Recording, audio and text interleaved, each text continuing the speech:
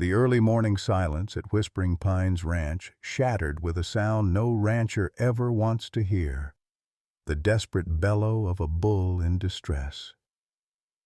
Through sheets of driving rain, Sarah Williams watched something impossible.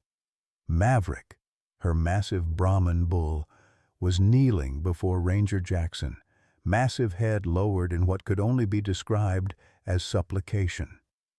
Behind them, pinned beneath an ancient oak, lay Maxwell, the newborn calf, motionless save for the faint rise and fall of his spotted flank. "We need that hydraulic lift now!" Jackson barked into his radio, eyes never leaving the bull's pleading gaze. Static crackled back, then silence. "Ranger Jackson? Come in, Jackson!" The voice from headquarters faded into dead air. Maverick's knees dug deeper into the mud as thunder cracked overhead. No one had ever seen a bull beg before, but as Jackson's radio went dead, he knew this was just the beginning of something much bigger than a simple rescue. Leave a like and share your thoughts in the comments along with the city you're watching from now. Let's continue with the story. Whispering Pines Ranch had once been the crown jewel of Montana's cattle country. Sprawling across 3,000 acres of rolling grassland, it had been in the Jackson family for 4 generations, until Howard Jackson's death 3 years ago left it in the hands of his longtime foreman's widow, Sarah Williams. At 72, with shoulders squared by decades of hard work and eyes that had weathered both drought and abundance, Sarah managed the skeleton of what had once been a thriving operation. The ranch house stood weathered but proud against the Montana sky, its wraparound porch sagging slightly under the weight of memories.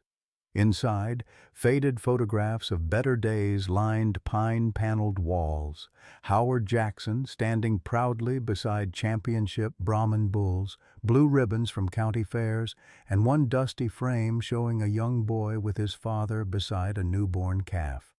Maverick was the last of Howard's prized Brahman breeding bulls. His massive silver-gray frame carried distinctive scars along his left flank from a mountain lion attack he'd survived as a yearling.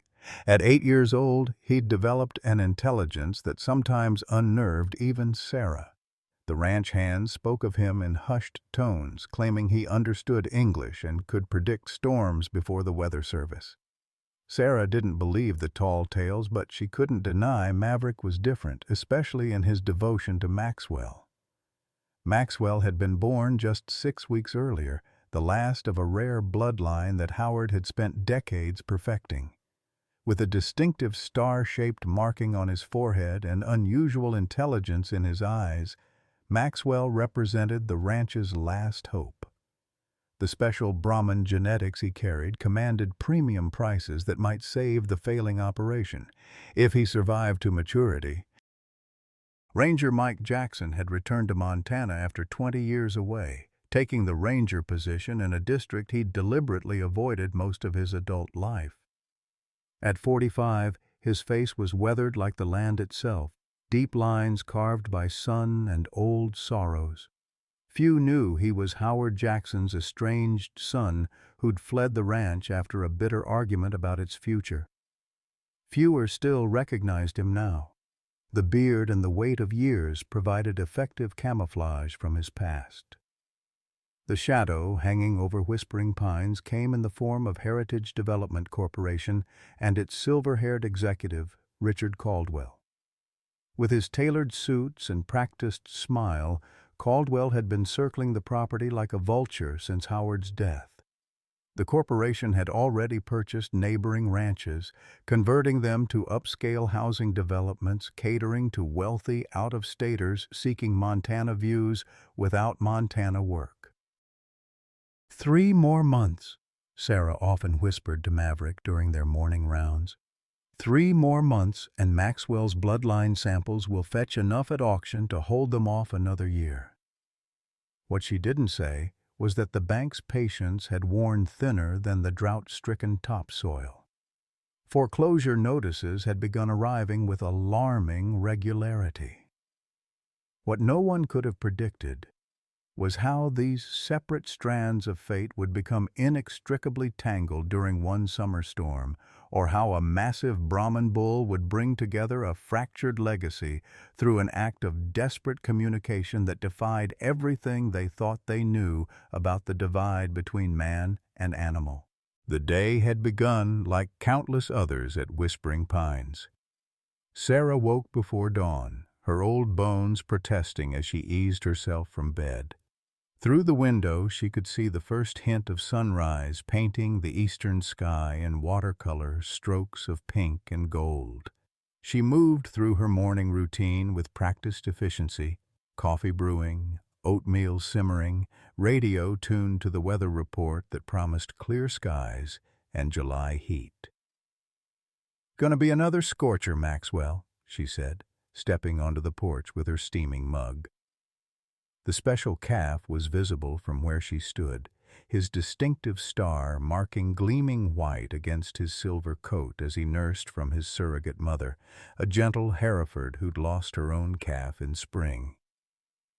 Sarah's eyes drifted to the far pasture where Maverick stood sentinel on a small rise, his massive silhouette unmistakable against the brightening sky. That bull had an uncanny sense of his surroundings. Howard used to say Maverick had old soul eyes, eyes that seemed to understand more than any animal should. "Your daddy would be proud of you," she murmured, though whether she was addressing Maxwell or the distant bull, she couldn't have said. The ranch was down to its last 20 head of cattle, a far cry from the 300 that once grazed these pastures. The drought had forced her to sell off most of the herd last season, keeping only the special Brahman bloodlines Howard had spent his life developing. Maxwell was the culmination of that work, born from frozen embryos Howard had carefully preserved before his death. Sarah finished her coffee and set about her chores, moving slowly but purposefully through the morning ritual of ranch life. She checked the irrigation system that kept the remaining pasture green, a luxury afforded by the natural spring that had made Whispering Pines valuable long before anyone thought to build vacation homes in Montana. Around 9, she noticed something unusual. Maverick had moved closer to Maxwell's pen, his massive head lowered, nostrils flaring as he tested the air. He paced the fence line, a behavior she'd seen before when he sensed predators nearby. "What's got you riled up, old man?" she asked, approaching the fence. The bull's eyes fixed on something beyond her, and Sarah turned to follow his gaze. A black SUV with tinted windows had pulled up at the property line, just visible through the stand of ponderosa pines that gave the ranch its name. It wasn't unusual for Heritage Development to send someone to check on her, their thinly veiled reconnaissance of the property they hoped to acquire, but something about Maverick's reaction set her nerves on edge. The vehicle lingered for several minutes before pulling away, dust billowing behind it as it disappeared down the county road.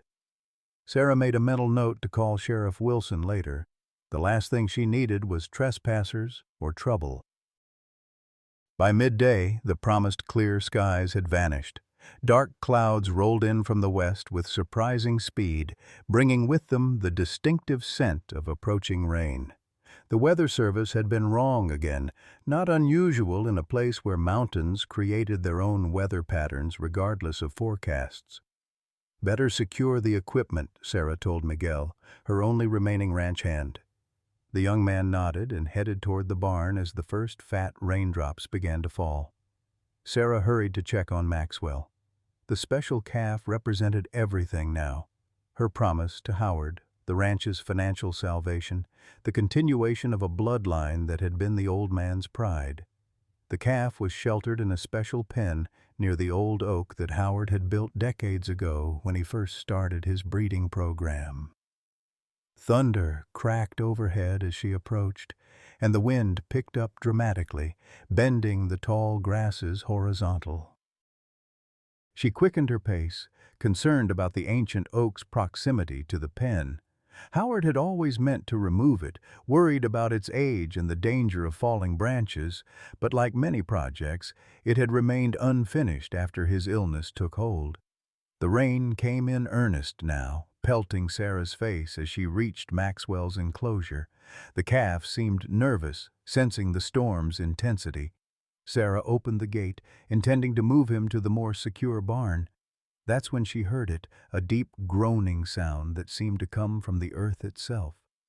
She looked up to see the massive oak swaying dangerously, its roots slowly lifting from the rain-softened ground. "Maxwell!" she shouted, lunging for the calf.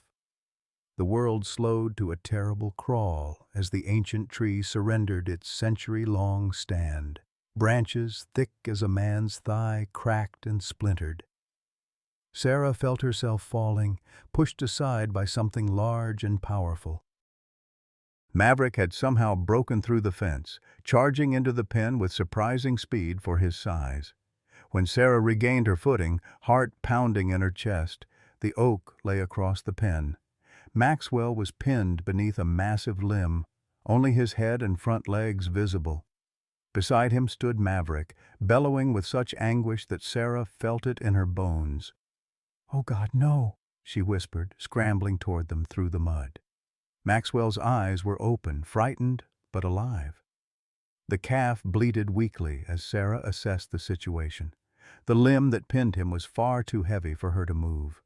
Panic rose in her throat as she saw blood beginning to mingle with rainwater beneath the calf.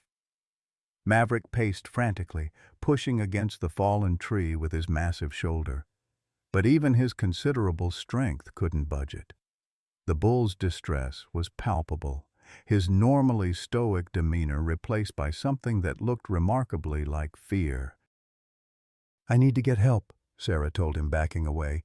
"I'll be right back." She ran for the house, ignoring the pain in her hip that had troubled her since a fall last winter. Inside, she grabbed the phone and dialed the emergency line for the park ranger station. They were closer than town and had equipment that might save Maxwell. "This is Ranger Station 6, a male voice answered. "This is Sarah Williams at Whispering Pines Ranch," she said, fighting to keep her voice steady. "I have a calf trapped under a fallen oak. I need help right away. He's bleeding. Ma'am, we've got storm damage reports coming in all over the county. Is anyone hurt? Any people?" "No, but this calf, he's special. Please, I can't lose him." Her voice broke. There was a pause on the line. "This is Whispering Pines on Old Creek Road?" "Yes, 3 miles past the Wilson property." Another pause. "I'll be there in 15 minutes. Try to keep the calf calm if you can." "Do you have any tarps to protect it from the rain?" "Yes. Thank you," Sarah said, relief washing through her. She hung up and gathered what supplies she could: tarps, Howard's old first aid kit for the livestock, a powerful flashlight. By the time she returned to the pen, the storm had intensified. Maverick hadn't moved from Maxwell's side.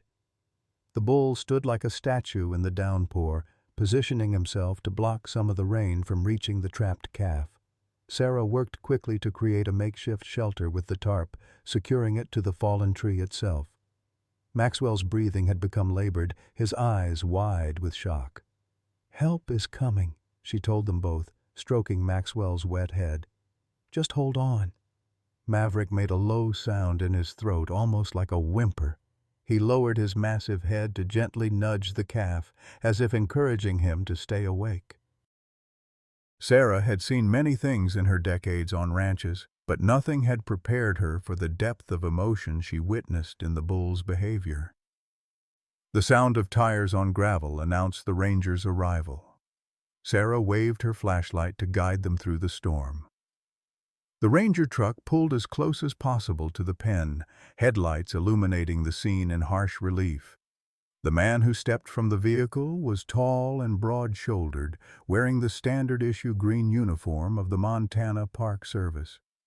Rain plastered his dark hair to his forehead as he surveyed the situation with practiced efficiency. "I'm Ranger Jackson," he said, extending a hand to Sarah before turning his attention to the trapped calf and the massive bull standing guard. Something in his face changed when he looked at Maverick, a flicker of recognition quickly masked. Sarah was too concerned with Maxwell to notice the brief tension in the ranger's shoulders, or the way his eyes lingered on the bull's distinctive scars. "That's quite a bull you've got there," Jackson said, approaching cautiously. "Will he let me near the calf?" "Maverick's protective but not aggressive," Sarah explained. "He's the one who alerted me to the danger in the first place." Jackson nodded and moved closer, assessing the fallen tree. "I've got some equipment in the truck, but I'll need to call for backup. This is going to take hydraulic lifts to move safely without causing more injury." As if understanding his words, Maverick suddenly moved. The bull circled around to the ranger, stopping just feet away. What happened next would forever change Sarah's understanding of the creatures she'd spent her life among. Maverick lowered his massive frame, front legs bending until his knees touched the mud. His head bowed, water streaming off his powerful shoulders as he knelt before Ranger Jackson in what could only be described as a gesture of supplication. The inciting incident that would bring together man, woman, bull, and calf, binding their fates through the storm-racked day to come, had begun with an ancient oak's surrender, and would continue with something even more remarkable, a proud bull's desperate plea for help. Ranger Mike Jackson stood frozen, rain streaming down his face as he stared at the kneeling bull. In 15 years of wildlife management, he'd never seen anything like it. Maverick's dark eyes held his with an intelligence that sent a chill down his spine, not from fear, but from a disturbing sense of recognition. "What in God's name?" he muttered, glancing at Sarah. "I told you he was special," she replied, her voice nearly lost in the downpour. "Howard always said Maverick understood more than most people gave him credit for." The name hit Jackson like a physical blow. Howard, his father, the man whose last words he'd refused to hear, whose funeral he'd skipped, whose legacy he'd spent 20 years running from. He'd deliberately taken this ranger position thinking Howard's land had been sold off years ago. The old ranch was supposed to be gone, developed into vacation homes or sold to one of the big agricultural conglomerates. Yet here it was, Whispering Pines. And here was Sarah Williams, his father's forewoman, the woman who'd baked him birthday cakes when his mother died, who'd taught him to ride his first horse. She didn't recognize him beneath the beard and the years, and he intended to keep it that way. "Ma'am, I need to radio for backup," Jackson said, professional mask firmly in place. "That calf needs specialized equipment to free him safely." He returned to his truck, heart hammering against his ribs as memories flooded back unbidden. The last time he'd stood on this land, he'd been 25 and furious, his father's words ringing in his ears. "This land isn't just dirt and grass, Michael. It's who we are. It's who you are, whether you want it or not." Jackson grabbed his radio, forcing himself back to the present.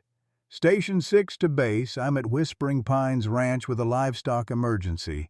Need hydraulic equipment and veterinary support ASAP." The radio crackled with static before a voice responded. "Copy that, Jackson. Dr. Roberts is already out on another call. Can you assess if the animal can wait?" Jackson looked back at the trapped calf, at Sarah's worried face, at the bull that still knelt in the mud. "Negative. Young calf pinned under a large oak. Visible bleeding. Send whatever we've got." "Copy that. Equipment en route. ETA 30 minutes if roads hold. Storms washing out County Line Drive." "Understood. Jackson out." He clipped the radio to his belt and grabbed his emergency kit from behind the seat. As he approached the fallen tree again, Jackson noticed something odd. The break in the trunk wasn't ragged and splintered as it should be from wind damage. Instead, there was a smooth section, almost as if... He crouched down, running his fingers along the wood. The rain had washed away most evidence, but there was no mistaking it. Saw marks. Someone had deliberately cut partway through the tree, leaving it weak enough for the storm to finish the job. Jackson glanced up, suddenly alert. His eyes scanned the tree line, the distant road, the outbuildings. Who would do this? And why target a calf pen? "Miss Williams," he called, careful to use her surname as a stranger would, "how long has this calf been in this particular pen?" Sarah looked up from where she was comforting Maxwell. "Just since yesterday. We rotate the pastures, and this was—" Her eyes widened as she followed his gaze to the cut in the trunk. "Good Lord, someone did this deliberately?" Jackson nodded grimly. "Appears that way. You mentioned on the phone this calf is special. Mind telling me why someone might target him specifically?" Sarah's weather-worn face hardened. "Maxwell is the last of Howard's special breeding program. His bloodline could fetch enough at auction to save this ranch." She hesitated. "There are people who want this land?" "Development vultures who've been circling since Howard passed." The bull had risen to its feet again, moving restlessly between them and the tree line, as if standing guard. Jackson watched him with growing fascination. The animal's behavior was remarkably purposeful, almost human in its protective intent. "That bull," Jackson said, "how long have you had him?" "Maverick was Howard's pride. He's 8 now, been here since birth." Sarah's voice softened. "Howard said he was the smartest animal he'd ever known. Saved Howard's life once when he fell in the north pasture, found him, and stayed with him until help came." A memory surfaced. Jackson's father, bandaged and bedridden, insisting to a teenage Mike that the young bull had deliberately sought help when he broke his leg. Jackson had dismissed it as an old man's fancy, one more reason why his practical-minded son couldn't relate to him. Maxwell moaned softly, bringing Jackson sharply back to the present. The calf's breathing had become more labored, his eyes glazing with shock.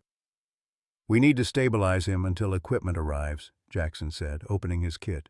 He pulled out emergency blankets and passed them to Sarah. "Wrap these around the exposed parts of his body. We need to keep him warm." As they worked together to make the calf as comfortable as possible, Jackson became acutely aware of Maverick watching his every move. The bull stood just feet away, massive and imposing, yet there was something in his posture that suggested not threat, but evaluation. Those dark eyes followed Jackson's hands as he checked Maxwell's pulse, applied pressure to visible bleeding points, administered a mild sedative from his emergency kit. Thunder crashed overhead, and the radio at Jackson's hip crackled to life. "Base to Jackson. Roads are washing out faster than predicted. Equipment delayed at least an hour. Do you need evacuation?" Jackson unclipped the radio. "Negative on evacuation." "Status of veterinary support?" The radio hissed with static. The storm was interfering with transmission. "Repeat, status of—" Jackson began, then stopped as the radio went completely dead in his hand. He checked the power. Nothing. Either the battery had failed or the storm had knocked out communications completely. "Damn it," he muttered, looking up at Sarah. "Equipment's delayed. Radio's dead. We're on our own for now." Sarah's face tightened with worry. "He's not going to make it that long." Jackson knew she was right. The calf was weakening by the minute. Without proper equipment or veterinary support, their options were dangerously limited. It was then that Maverick did something even more extraordinary than kneeling. The bull approached Jackson directly, stopping just inches away. Man and animal locked eyes in a moment of silent communication. Then Maverick turned and walked purposefully to the section of tree pinning Maxwell, positioning himself with his massive shoulder against the trunk. "I think," Jackson said slowly, "I think he wants us to help him lift it." Sarah looked skeptical. "That's tons of weight. Even Maverick can't move that alone." "Not alone, no." Jackson studied the tree, mind racing through his training.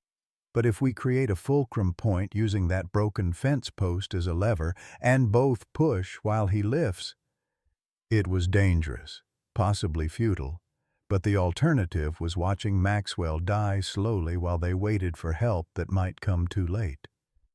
"Worth a try," Sarah agreed, already moving to collect the fence post. Working quickly, Jackson positioned the makeshift lever at a crucial juncture where the main trunk branched.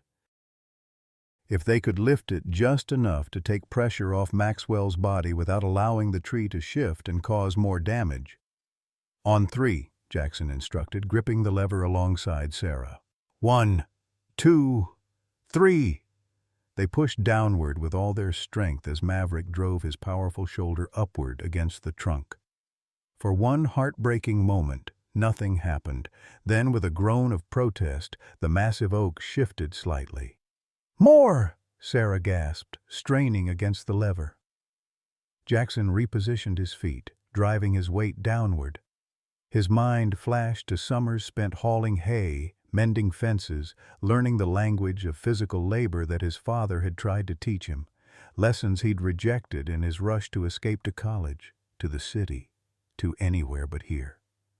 Maverick bellowed with effort, muscles rippling beneath his silver hide as he pressed upward. The tree moved another inch. "It's working!" Sarah cried. In that moment, as man, woman, and bull strained together against impossible odds, Jackson felt a strange sense of homecoming. This land, these struggles, they were in his blood whether he acknowledged them or not. Another push, another precious inch of clearance. Maxwell's breathing eased slightly as pressure on his ribcage lessened, but they needed more, enough space to pull him free.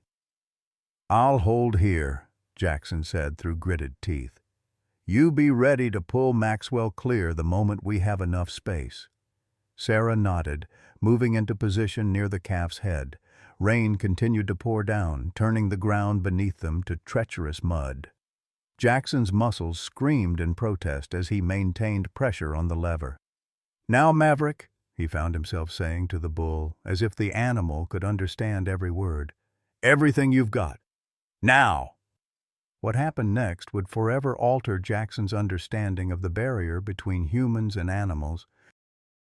Maverick seemed to gather himself, lowering his head briefly before surging upward with a strength born of desperate purpose. The tree lifted several crucial inches. "Now, Sarah!" Jackson shouted. Sarah pulled Maxwell's limp form free of the tree's deadly embrace, dragging him clear just as Jackson's strength gave out and the oak crashed back to earth with a sound like thunder. The calf lay motionless on the muddy ground, blood mingling with rain in alarming rivulets. Sarah pressed her fingers to his neck, searching for a pulse. "He's alive," she said, voice trembling with relief. "But barely." Maverick approached, nudging the calf gently with his nose. The bull's sides heaved with exertion, his massive frame suddenly looking vulnerable in the relentless downpour. Jackson knelt beside Maxwell, professional training taking over as he assessed the damage. Broken ribs for sure, possible internal bleeding. He needs a vet immediately. He glanced at his dead radio, then at his truck. "I need to drive back to the main road, try to get cell reception or flag down the incoming team." "I'll stay with them," Sarah said, not looking up from Maxwell. As Jackson turned to go, something caught his eye, a flash of movement at the tree line. He stared hard through the curtain of rain, every sense suddenly alert. "Sarah," he said quietly, "is anyone else supposed to be on your property today?" She looked up, following his gaze. "No. Miguel went into town for supplies before the storm hit." Jackson's hand moved instinctively to the sidearm he carried as part of his uniform. "Stay here. Keep low." He moved toward his truck, using it as cover as he scanned the perimeter.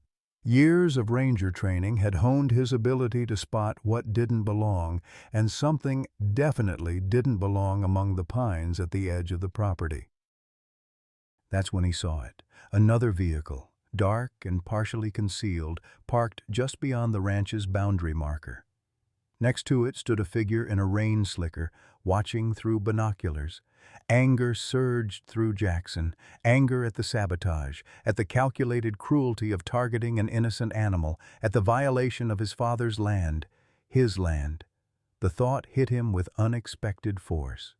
His land, the inheritance he'd rejected, the legacy he'd fled.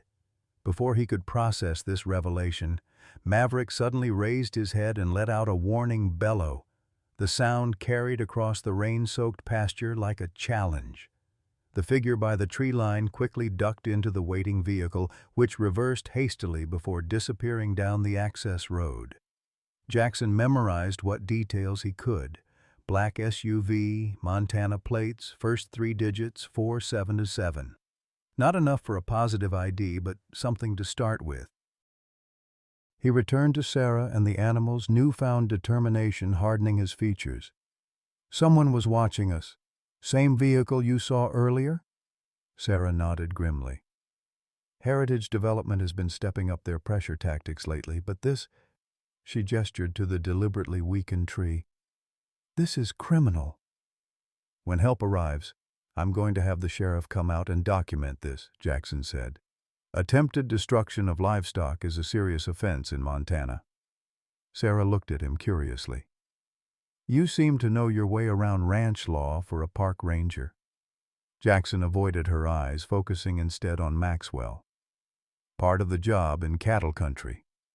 The calf's breathing had stabilized somewhat, but his condition remained precarious. Maverick hadn't moved from his side, standing sentinel despite his own exhaustion. As Jackson watched the bull's protective vigil, another memory surfaced. His father in the barn late at night, talking softly to a newly born Maverick, explaining the bloodlines and legacy the calf represented. Young Mike had stood in the shadows, listening as Howard spoke to the animal, as if it could understand every word. "You're special, boy. You'll carry on when I can't anymore. Some things can only be entrusted to those who truly belong to this land." A lump formed in Jackson's throat. He'd dismissed his father's connection to these animals as sentimentality, an old man's eccentric attachment to livestock. Now, watching Maverick's deliberate actions, the kneeling, the lifting, the guarding, he wondered if his father had understood something he'd been too stubborn to see. "Your father would be grateful," Sarah said suddenly, breaking into his thoughts. "Howard always said animals know more than we give them credit for, especially Maverick." Jackson stiffened. "You knew Howard well?" Sarah's weathered face softened with old grief. 27 years I worked this ranch alongside him. He was a good man, stubborn as they come, but good-hearted. His only real sorrow was his son taking off and never coming back, not even when Howard was dying. The words cut deeper than she could know. Jackson busied himself checking Maxwell's vital signs, avoiding her gaze. "His boy's name was Michael," Sarah continued, eyes distant with memory. "Smart kid, college-educated. Howard was so proud, even though they fought like two bulls in one pasture. Michael wanted to sell the ranch, thought his daddy was foolish for hanging on to land that was worth millions to developers." "Maybe the son had a point," Jackson said carefully. "Practical considerations and all?" Sarah's laugh was short and without humor. "Practical? There's nothing practical about selling your heritage. This land isn't just dirt and grass." "It's who we are," Jackson finished quietly. Sarah looked at him sharply, truly seeing him for the first time. Her eyes widened as recognition dawned slowly across her features. "Michael?" she whispered. "Michael Jackson?" The moment hung between them, suspended in the rain-soaked air. Before Jackson could respond, the sound of approaching vehicles broke the tension. Headlights cut through the gloom as a Park Service truck pulling equipment arrived, followed closely by a veterinary van. "Help's here," Jackson said, voice rough with emotions he couldn't name. He stood quickly, signaling to the approaching vehicles. The first plot turn had arrived, not just in the rescue of a trapped calf, but in Mike Jackson's unexpected confrontation with the past he'd spent 20 years trying to escape. And as rescue workers spilled from their vehicles, none of them noticed the dark SUV that had returned to watch from a distance, or the calculating eyes that observed the unfolding scene with growing concern. "Michael Jackson," Sarah repeated, her voice barely audible above the storm and the commotion of arriving rescue personnel. "You came back." Jackson avoided her eyes, focusing instead on directing the emergency team toward Maxwell. "I need the hydraulic stabilizers here and here," he instructed, pointing to positions around the fallen tree. "Dr. Roberts, we've got a young calf with crush injuries and possible internal bleeding." Dr. Eleanor Roberts, a compact woman in her 50s with silver-streaked hair tied back in a practical braid, moved quickly to Maxwell's side. Her experienced hands moved over the calf with gentle efficiency as she conducted her initial assessment. "How long was he trapped?" she asked, listening to Maxwell's lungs through her stethoscope. "Approximately 40 minutes," Jackson replied, grateful for the professional distraction from Sarah's stunned recognition. Dr. Roberts nodded, already reaching for supplies in her medical kit. "We need to get him stabilized before transport. Sarah, I'll need warm water if you can manage it." Sarah hesitated, her eyes still fixed on Jackson's face, searching for the boy she'd known in the man before her. Then, with a slight nod, she turned toward the house. "I'll be right back." As she walked away, Jackson felt a strange mixture of relief and disappointment. 20 years of running, and his past had caught up to him in the span of a single sentence. "Impressive bull," Dr. Roberts commented, nodding toward Maverick, who maintained his protective stance near Maxwell despite the influx of strangers. "Not many Brahmins that size in Montana anymore." "He helped lift the tree," Jackson said, then immediately regretted the words, knowing how they would sound. Dr. Roberts paused, glancing up at him. "Helped lift it?" "I mean, he pushed from his side while we used a lever," Jackson amended. "Smart animal. Howard Jackson's bull, isn't he?" Dr. Roberts said, returning to her examination of Maxwell. "I treated him years ago after a mountain lion attack. Howard always claimed that Bull could practically read his mind." She smiled slightly. Most of us thought the old man was just spinning tales. The rescue team had positioned heavy-duty jacks around the tree, ensuring it wouldn't shift and cause further damage. One of them, a burly man named Peterson, approached Jackson. "Ranger, we've got something odd here. This tree didn't fall naturally. There are saw marks about halfway through the trunk." "I noticed that," Jackson confirmed. "Miss Williams mentioned they've had problems with a development company that wants the land." Peterson frowned. "This is criminal sabotage. Should we call the sheriff?" "Already planning to," Jackson assured him.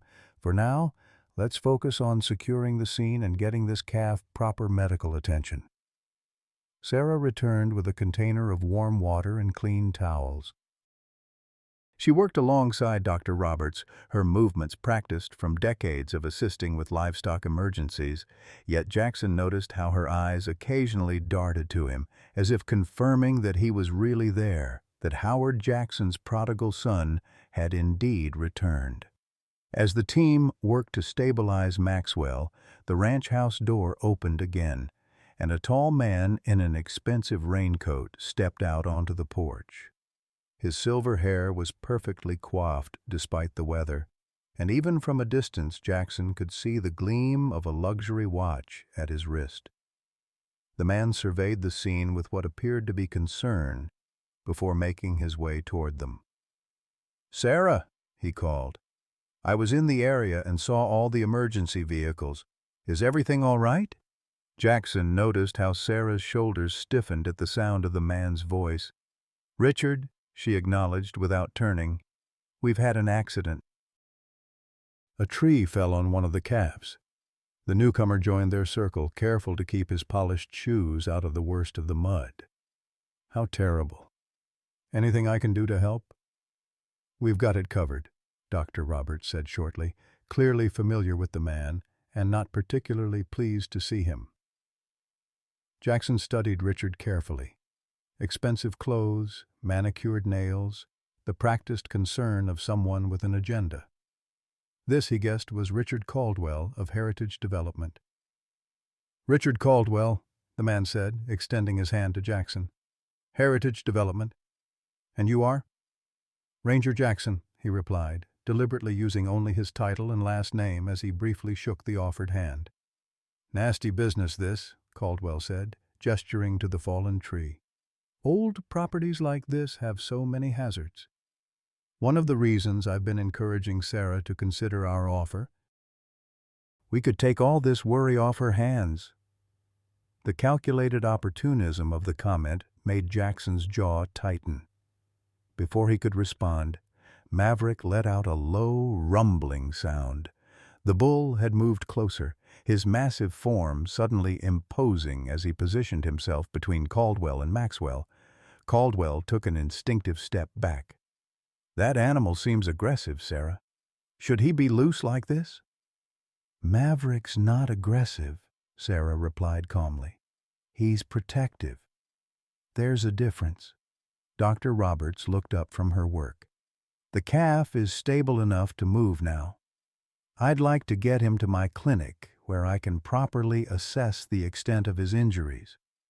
"I'll help load him," Jackson offered, glad for a reason to move away from Caldwell. Together with the rescue team, they carefully transferred Maxwell onto a stretcher designed for large animals. Maverick watched every movement, following so closely that Jackson half expected Sarah to restrain him. Instead, she spoke softly to the bull. "It's okay, old friend. They're helping him." As they carried Maxwell toward Dr. Roberts' specially equipped vehicle, Jackson found himself walking beside Sarah.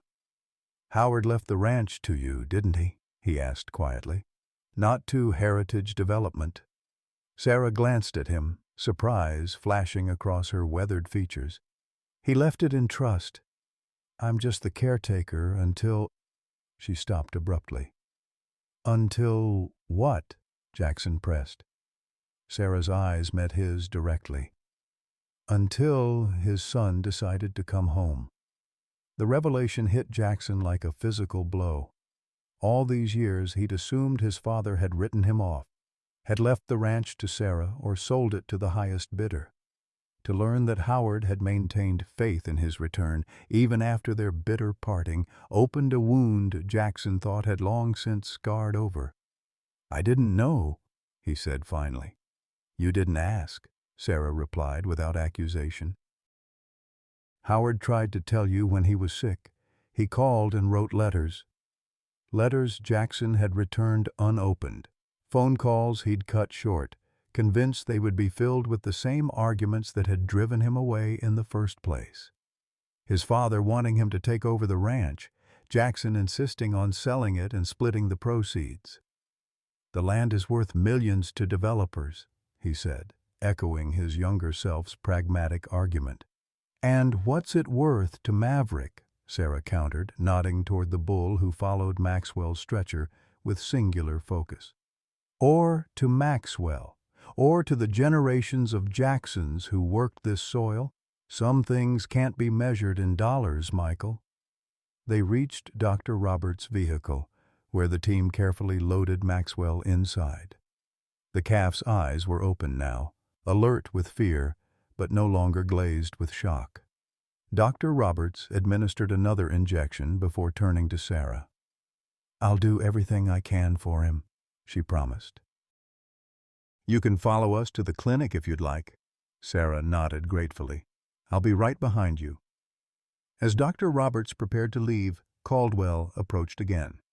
"Sarah, while you're dealing with this crisis, perhaps I could take a look at those property documents we discussed. I have some new figures I think you'll find compelling." Jackson saw a flash of irritation cross Sarah's face before she composed herself. "Not today, Richard. As you can see, we've got more pressing matters."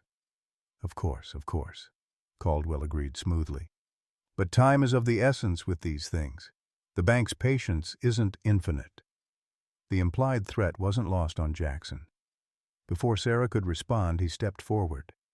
"Mr. Caldwell, We've discovered evidence of deliberate sabotage to the tree that injured this calf. The sheriff will be investigating. I'd advise anyone with interest in this property to tread very carefully right now." Caldwell's practiced smile faltered slightly. "Sabotage. That's a serious accusation, Ranger. I hope you have evidence to back it up." "We do," Jackson assured him, thinking of the clean saw marks Peterson had pointed out. "And I'll be very interested to learn who might benefit from damaging Ms. Williams's livestock." A tense silence stretched between them, broken only by the sound of rain on metal roofs and the occasional rumble of thunder. Finally, Caldwell nodded stiffly. "I'll check in with you tomorrow, Sarah. I hope your calf recovers." With that, he turned and walked back to his vehicle, a black SUV that Jackson immediately recognized as the one he'd spotted at the tree line earlier. As Caldwell drove away, Sarah turned to Jackson. "You didn't have to do that." "Yes, I did," he replied, surprising himself with the protective instinct that had risen so naturally. "Dad wouldn't have wanted him pressuring you like that." A ghost of a smile touched Sarah's lips at his casual reference to Howard as Dad, something the young Michael had stubbornly refused to say during their final arguments, deliberately using the more formal father to create distance. "You should come with me to the clinic," Sarah suggested. "We have a lot to talk about." Jackson hesitated, torn between professional duty and personal obligation. "I need to wait for the sheriff, document the scene properly." Understanding crossed Sarah's face. Still putting duty first? Some things don't change. She reached out impulsively, her weathered hand touching his arm. "But some things do.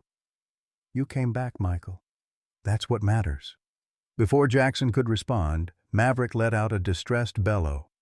The bull had positioned himself beside Dr. Roberts's vehicle, clearly agitated at the prospect of being separated from Maxwell. "He won't leave the calf," Sarah explained. "They've been inseparable since Maxwell was born. Howard always said Maverick knew that Calf was special from the moment he arrived." Dr. Roberts emerged from her vehicle, frowning at the situation. "We can't have a full-grown bull following us to town, Sarah. He could cause an accident." Jackson watched Maverick's obvious distress, remembering his father's insistence that this bull possessed unusual intelligence and emotional depth. An idea formed in his mind, one that his practical self would have dismissed as ridiculous just hours ago. "What if we transport him too?" he suggested. "Your facility has large animal accommodations, doesn't it?" Dr. Roberts looked skeptical. "Yes, but moving a bull this size without proper equipment—" "We have the livestock trailer," Sarah interjected, hope brightening her voice. "It's in the barn." "Michael, could you help me hitch it to my truck?" The use of his given name still felt strange after years of being Ranger Jackson, but Jackson nodded. "Let me tell the team what we're doing first." As Sarah went to prepare the trailer, Jackson briefed Peterson and the other rescue workers on the situation, instructing them to secure the scene and wait for the sheriff. Then he made his way to the barn, where Sarah was already backing her aged pickup to the livestock trailer's hitch. Inside the shadowy interior of the barn, surrounded by the familiar smells of hay and leather, Jackson felt another wave of memories wash over him. This had been his father's domain, the place where Howard had taught him to gentle horses, to deliver calves, to respect the animals that shared their lives. The lessons he'd rejected as a young man now returned with painful clarity. "You know how to hitch a trailer, I assume?" Sarah called, breaking into his thoughts. "Some things you don't forget," he replied, moving to connect the trailer to her truck with practiced ease. As they worked together, the silence between them grew comfortable, filled with the rhythmic sounds of rain on the metal roof and the distant rumble of thunder. When the trailer was secured, Sarah paused, leaning against the truck's fender. "Howard knew you'd come back someday," she said quietly. "He made me promise to keep the place going until you did." Jackson felt his throat tighten. I never planned to return." "Plans change," Sarah observed. "Sometimes life brings us exactly where we need to be, whether we intended it or not." Outside, Maverick's impatient bellow reminded them of the urgency of their task. They drove the truck and trailer to where the bull waited, still standing sentinel beside Dr. Roberts' vehicle. Loading a 1,000-pound bull into a trailer would normally require multiple handlers and specialized equipment. But as Sarah lowered the ramp and called to him, Maverick surprised them all by walking calmly up the incline and positioning himself inside, as if he understood exactly what they intended. "I'll be damned," one of the rescue workers muttered. "That bull acts like he knows what's happening." "He does," Sarah said simply, securing the trailer door. As they prepared to depart, Sheriff Wilson's patrol car pulled up, its lights cutting through the rain. A heavy-set man with a salt-and-pepper mustache emerged, hitching up his gun belt as he approached. "Mike Jackson," he said, recognition and surprise evident in his voice. "Heard you were back in the county, but didn't expect to find you here of all places." "Hello, Tom," Jackson greeted him, remembering the man who'd been deputy sheriff when he left town. "We've got a situation here, deliberate sabotage to that oak tree resulting in injury to livestock." Sheriff Wilson's expression darkened as he surveyed the scene. "Serious accusation. Who do you suspect?" Jackson glanced at Sarah, who nodded her permission. "Heritage Development has been pressuring Ms. Williams to sell. Their representative, Richard Caldwell, was here just moments ago." "Caldwell, huh?" Wilson stroked his mustache thoughtfully. "Been hearing things about his company's tactics. Nothing we could prove, though." "Well, this time they left evidence," Jackson said, leading the sheriff to the fallen tree. "Clean saw marks, partially through the trunk. Positioned it to fall directly onto that pen during the next storm." Wilson crouched to examine the cuts, then stood with a grunt. "I'll document everything and open an investigation. Where's the injured animal now?" "Being transported to Dr. Roberts' clinic," Jackson explained. "Critical condition." The sheriff made notes in his waterproof pad. "You riding with Mr. Williams to the clinic?" Jackson nodded. "I witnessed the initial incident and assisted with the rescue." "My statement's in my official log. Good enough for now. I'll need a full statement later." Wilson's eyes held a question he didn't voice, but Jackson understood. "Why are you here, on your father's land, after all these years?" "I'll be available whenever you need me," Jackson assured him, sidestepping the unasked question. As the sheriff began documenting the scene with his deputy, Jackson joined Sarah in her truck. Dr. Roberts had already departed with Maxwell, and Sarah was anxious to follow. "The bank's been threatening foreclosure," she said as they pulled away from the ranch, the trailer with Maverick swaying gently behind them. 3 months overdue on the mortgage. I've been holding them off with partial payments, but—" "How bad is it?" Jackson asked. "Bad enough. The drought last year hit us hard. Had to sell most of the herd just to keep the lights on." She glanced at him. "Maxwell is our last hope. His bloodline is worth enough to at least get us current on the payments." "If he survives," Jackson added quietly. Sarah's hands tightened on the steering wheel. "He'll survive. He has to." They drove in silence for several miles, the rhythmic swish of wipers marking time as the storm began to ease. Finally, Jackson asked the question that had been burning in his mind. "Why did you stay?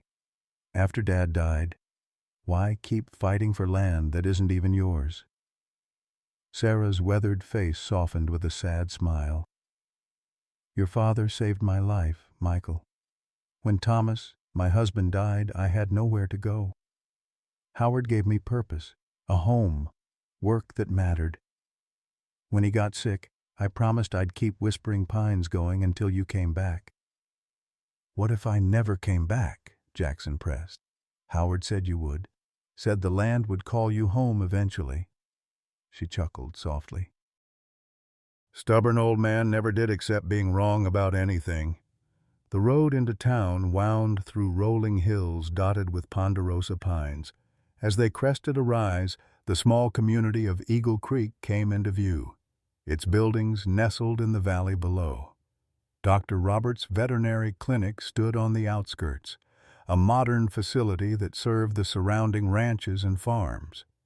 Jackson helped Sarah back the trailer to the clinic's large animal entrance, where Dr. Roberts waited with 2 assistants. Once again, Maverick surprised everyone by calmly exiting the trailer and following the staff toward the enclosure where Maxwell had been taken. Inside the clinic, the atmosphere was one of focused efficiency. Maxwell lay on a padded table in the large animal treatment room, connected to monitoring equipment and an IV drip. His breathing seemed steadier, but his eyes remained closed. "How is he?" Sarah asked anxiously. Dr. Roberts motioned them to a quieter corner. "3 broken ribs, bruised lung, and some internal bleeding. I've started treatment, but the next 24 hours will be critical." "And if he makes it through?" Jackson asked. "Brahman cattle are tough," Dr. Roberts replied. "With proper care, he could make a full recovery. But I won't sugarcoat it, his condition is serious." Through the observation window, they could see Maverick being settled into the adjoining enclosure. The bull immediately positioned himself as close to Maxwell as the partition would allow, his massive head lowered as if keeping watch. "I've never seen behavior like that in a bull," Dr. Roberts commented. "It's almost as if—" "He understands," Sarah finished. "Howard always said Maverick was more than just an animal." Jackson watched the bull's protective vigil, remembering his father's words. "Some things can only be entrusted to those who truly belong to this land." At the time, he'd dismissed it as romantic nonsense. Now, he wasn't so sure. "I need to fill out some paperwork," Dr. Roberts said. "Sarah, why don't you go get some coffee? There's a waiting area down the hall." As Sarah headed toward the waiting room, Jackson lingered, watching Maxwell's shallow breathing. 20 years of running, of building a life far from Whispering Pines, and yet standing here felt more real than anything he'd experienced since leaving. A movement caught his eye. Maverick had risen and was looking directly at him through the observation window. Those dark, intelligent eyes seemed to hold a challenge, a question. "Are you staying this time?" "I don't know," Jackson whispered, answering the unasked question. "I don't know if I can." The bull continued to stare, unblinking, until Jackson finally turned away, unsettled by the connection he felt with an animal he'd just met. Yet it wasn't really their first meeting, was it? Maverick had been born on Whispering Pines during Jackson's last year there. He'd seen the bull as a calf, had even helped his father bottle feed him after his mother died.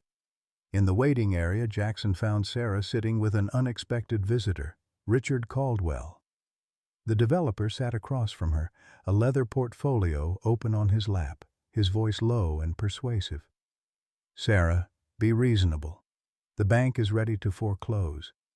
I'm offering you a way out, a generous way out. You could retire comfortably." "The calf will pull through," Sarah insisted. "His bloodline will save the ranch." "And if he doesn't?" Caldwell pressed. "You're gambling everything on an injured animal that might not make it through the night." Jackson cleared his throat, making his presence known. Caldwell looked up, momentary surprise giving way to calculated pleasantness. "Ah, Ranger Jackson, I was just expressing my concerns to Sarah about her financial situation." "Seems like an odd time for that conversation," Jackson observed, taking a seat beside Sarah. "While she's waiting to hear if her calf will survive." Caldwell's smile didn't reach his eyes. "Business doesn't stop for sentiment, I'm afraid, and the bank's patience is running out." He turned back to Sarah. "My offer stands until the end of the week. After that, I can't guarantee I'll be able to help." The implied threat hung in the air between them. Sarah's jaw tightened, but before she could respond, Dr. Roberts appeared in the doorway. "Sarah, Michael, could you come back to the treatment room, please?" The urgency in her voice sent a chill through Jackson. He and Sarah exchanged worried glances before hurrying after the veterinarian, leaving Caldwell frowning behind them. In the treatment room, Maxwell's vital signs were flashing warning indicators. The calf's breathing had become more labored, and an alarm beeped insistently from one of the monitors. "His lung is collapsing," Dr. Roberts explained tersely as she prepared equipment for an emergency procedure. "I need to insert a chest tube immediately." In the adjacent enclosure, Maverick had become agitated, pacing and letting out low, distressed sounds.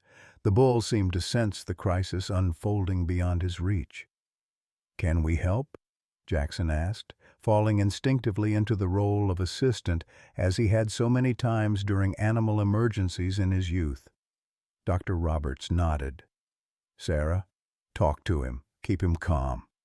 Michael, I need you to hold him steady while I insert the tube."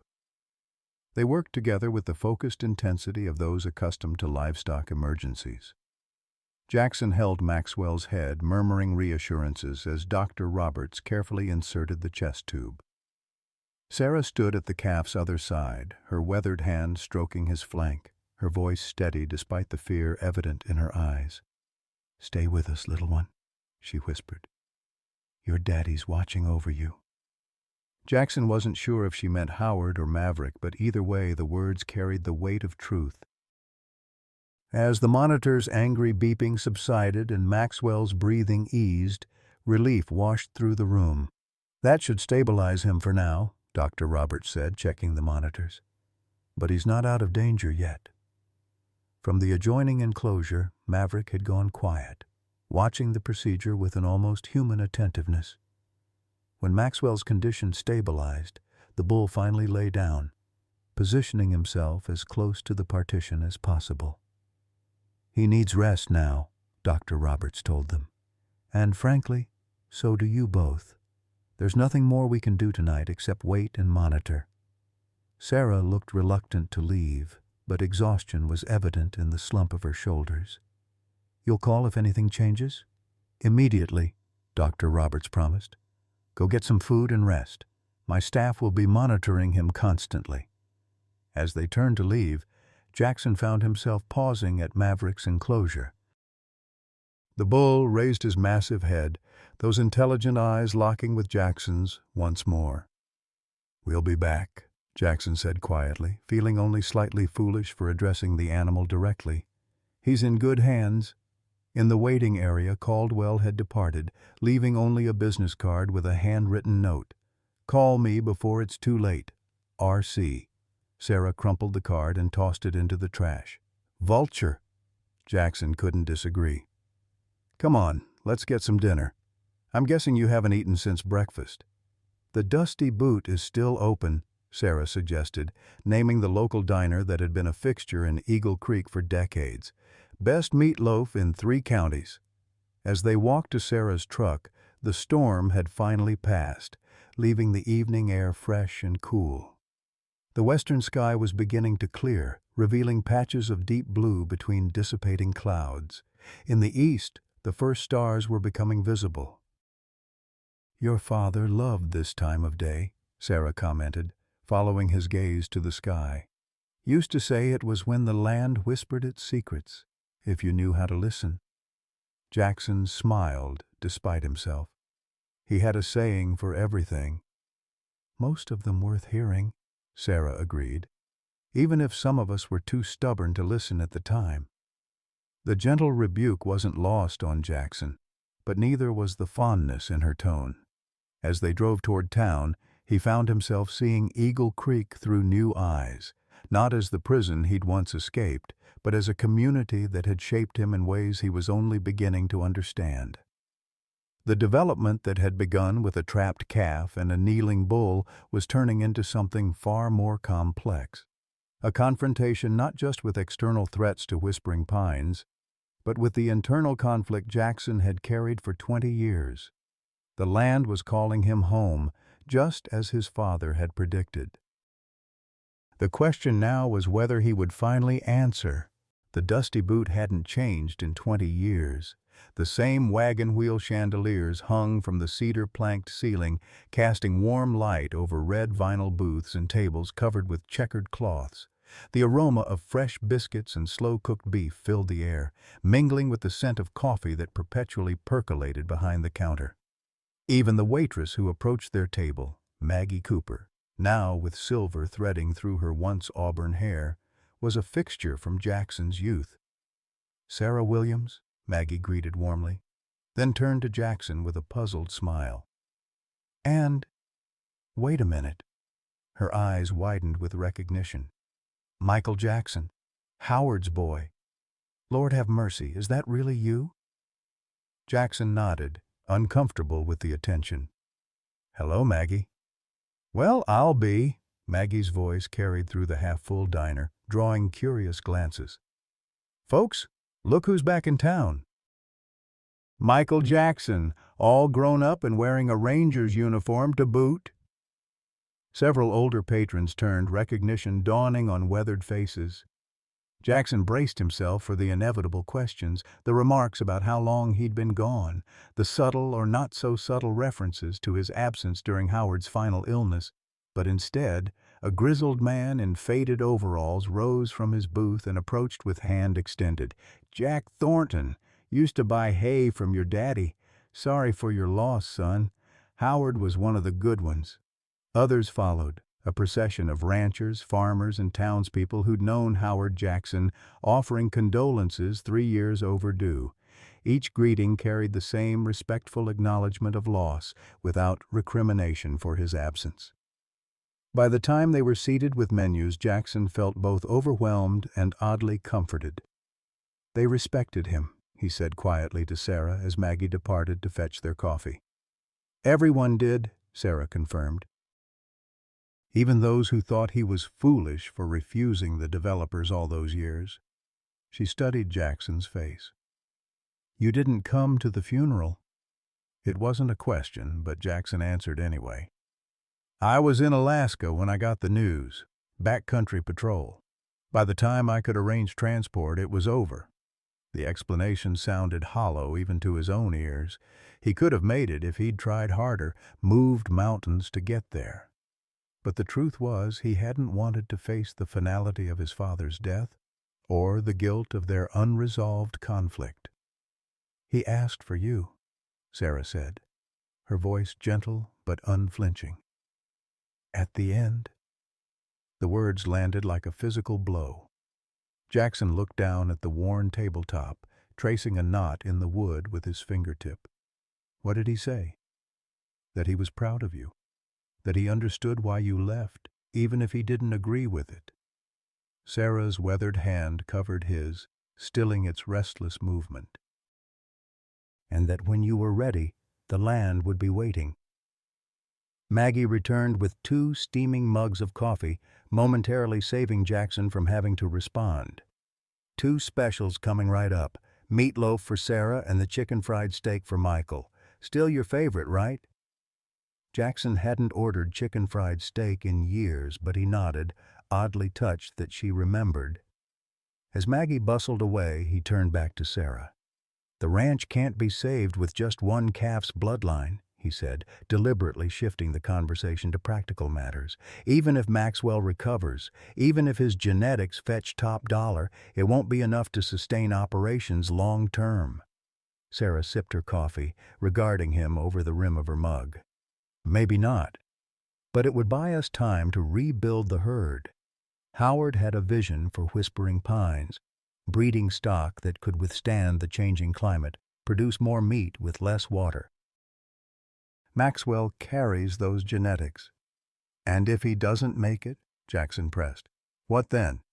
"Then I'll figure something else out," Sarah replied with the stubborn determination that had kept the ranch going for 3 years after Howard's death.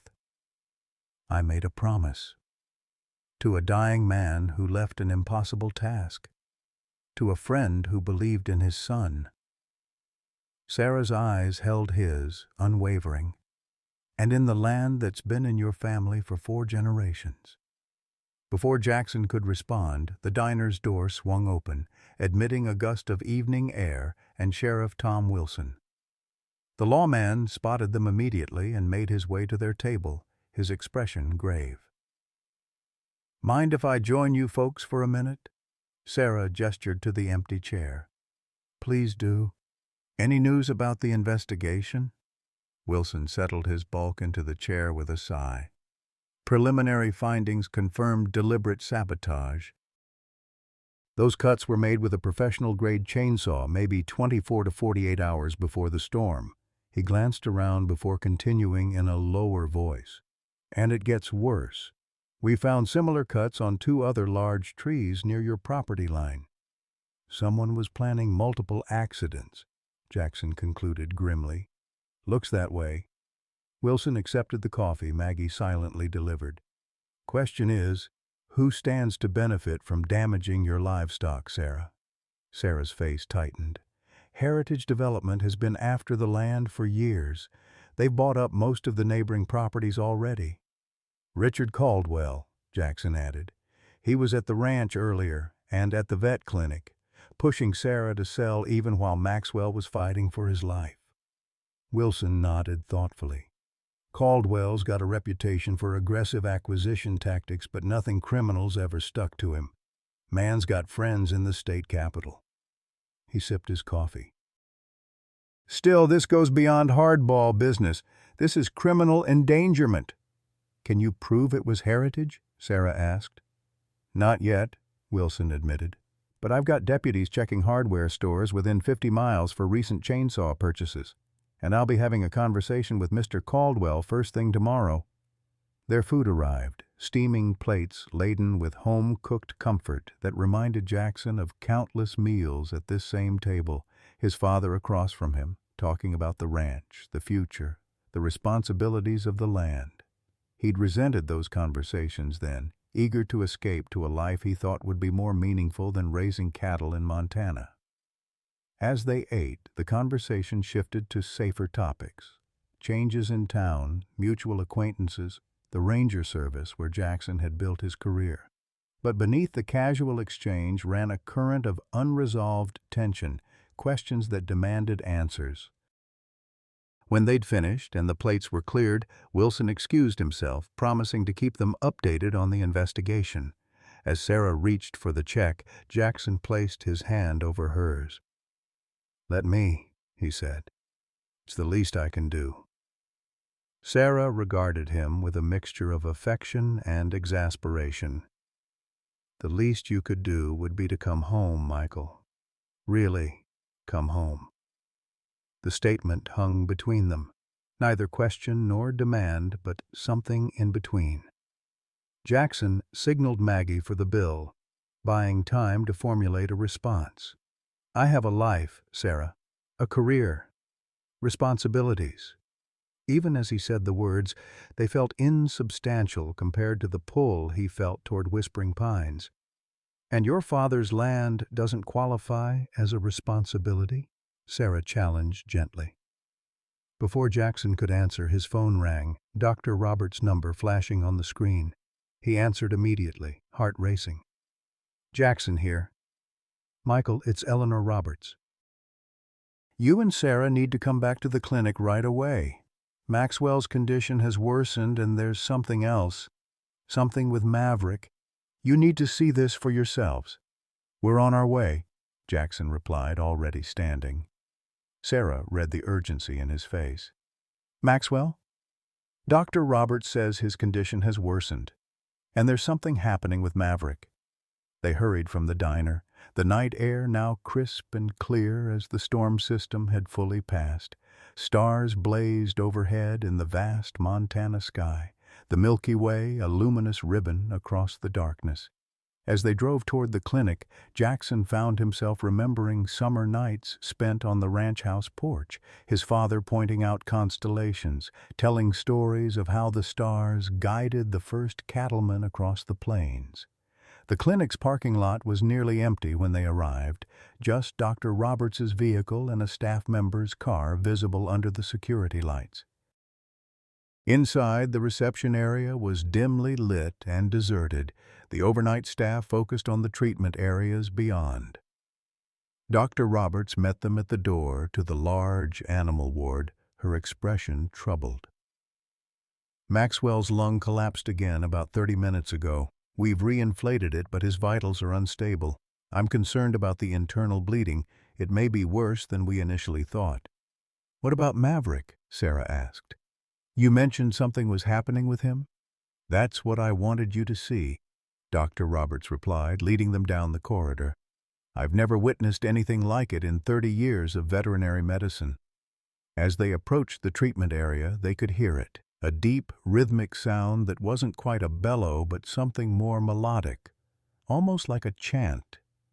Dr. Roberts paused outside the observation window, gesturing for them to look.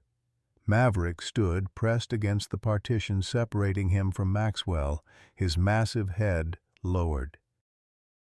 From his throat came the strange pulsing sound, a vibration that seemed to fill the space with something ancient and primal. "He started about an hour ago," Dr. Roberts explained quietly. "And watch Maxwell's vital signs on the monitor." Jackson observed the readouts with astonishment. Each time Maverick's strange vocalizing intensified, Maxwell's heart rate stabilized slightly, his oxygen levels improving incrementally. "That's impossible," Jackson whispered. "Science would certainly say so," Dr. Roberts agreed. "Yet I'm seeing it with my own eyes. Somehow, Maverick is helping stabilize him." Sarah showed no surprise, only a deep, quiet acceptance. "Howard always said Maverick had healing powers. Said he'd seen the bull stand over injured calves, making that same sound. Everyone thought it was just another of his tall tales." "I need to examine Maxwell again," Dr. Roberts said. "You're welcome to observe, but please don't enter the treatment area yet." As the veterinarian went to prepare, Jackson and Sarah remained at the window, watching the extraordinary scene unfold. Maverick's rhythmic sounds continued, his focus on Maxwell absolute, as if nothing else in the world existed.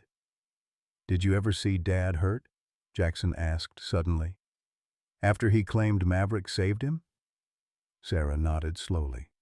"Broken leg, internal injuries from a fall in the north pasture.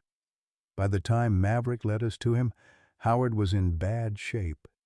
But he recovered faster than anyone expected. The doctors called it remarkable." "And Maverick was with him during his recovery?" "Every day. Howard insisted we bring him to the corral outside his bedroom window." Sarah's eyes never left the bull as she spoke. "He'd make that same sound for hours sometimes. The hospice nurses thought it was comforting Howard, but your father insisted it was healing him." Jackson watched the monitors, the slight but unmistakable correlation between Maverick's vocalizations and Maxwell's vital signs. Science couldn't explain it, yet the evidence was before his eyes. Dr. Roberts returned with her assistant, and they entered Maxwell's treatment area to conduct their examination. Maverick fell silent as they approached, watching their every move with keen intelligence. Through the observation glass, Jackson could see Dr. Roberts's expression shift from concern to cautious optimism as she examined Maxwell. When she emerged from the treatment area, her scientific skepticism seemed to be battling with what she'd just witnessed. "His bleeding has slowed considerably," she reported. "The collapsed lung is reinflating properly, and his vitals are stabilizing. I can't explain it medically, but he's showing marked improvement compared to an hour ago." "Will he make it?" Sarah asked, the question that mattered most. Dr. Roberts hesitated. "I never make promises in cases this severe, but yes, I believe he will. He's not out of danger yet, but if this improvement continues, his prognosis is good." Sarah's shoulders sagged with relief, and Jackson found himself placing a supportive arm around her.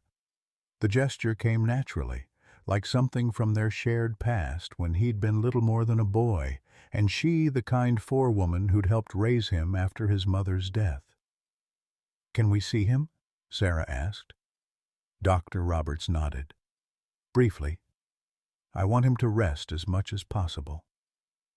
They entered the treatment area quietly. Maxwell's eyes were open now, alert despite his obvious weakness. The calf made a soft sound as Sarah approached, a noise of recognition. "That's right, little one," she murmured, gently stroking his head. "You're going to be just fine." From the adjoining enclosure, Maverick watched them intently. When Jackson approached the partition, the bull moved closer, those intelligent eyes fixed on his face with an intensity that was almost unnerving. "Thank you," Jackson said softly, feeling only slightly foolish for addressing the animal directly. "For looking after him, for looking after all of them." Maverick's response was a gentle exhalation, his massive head dipping slightly as if in acknowledgement. In that moment, Jackson felt a connection to the bull that transcended normal human-animal interaction, a recognition of shared purpose and responsibility. Dr. Roberts checked Maxwell's monitors once more. "He needs rest now. You can return in the morning. I'll have staff monitoring him throughout the night." "I'd like to stay," Sarah insisted, "just in case." "There's a cot in my office you can use," Dr. Roberts offered. "I'll be here doing paperwork for another few hours anyway." Sarah turned to Jackson. "You should go get some rest. The ranger station probably has better accommodations than a veterinary office cot." "Actually," Jackson found himself saying, "I'd like to stay too, if that's all right." Something like hope flickered in Sarah's tired eyes. "Of course it's all right."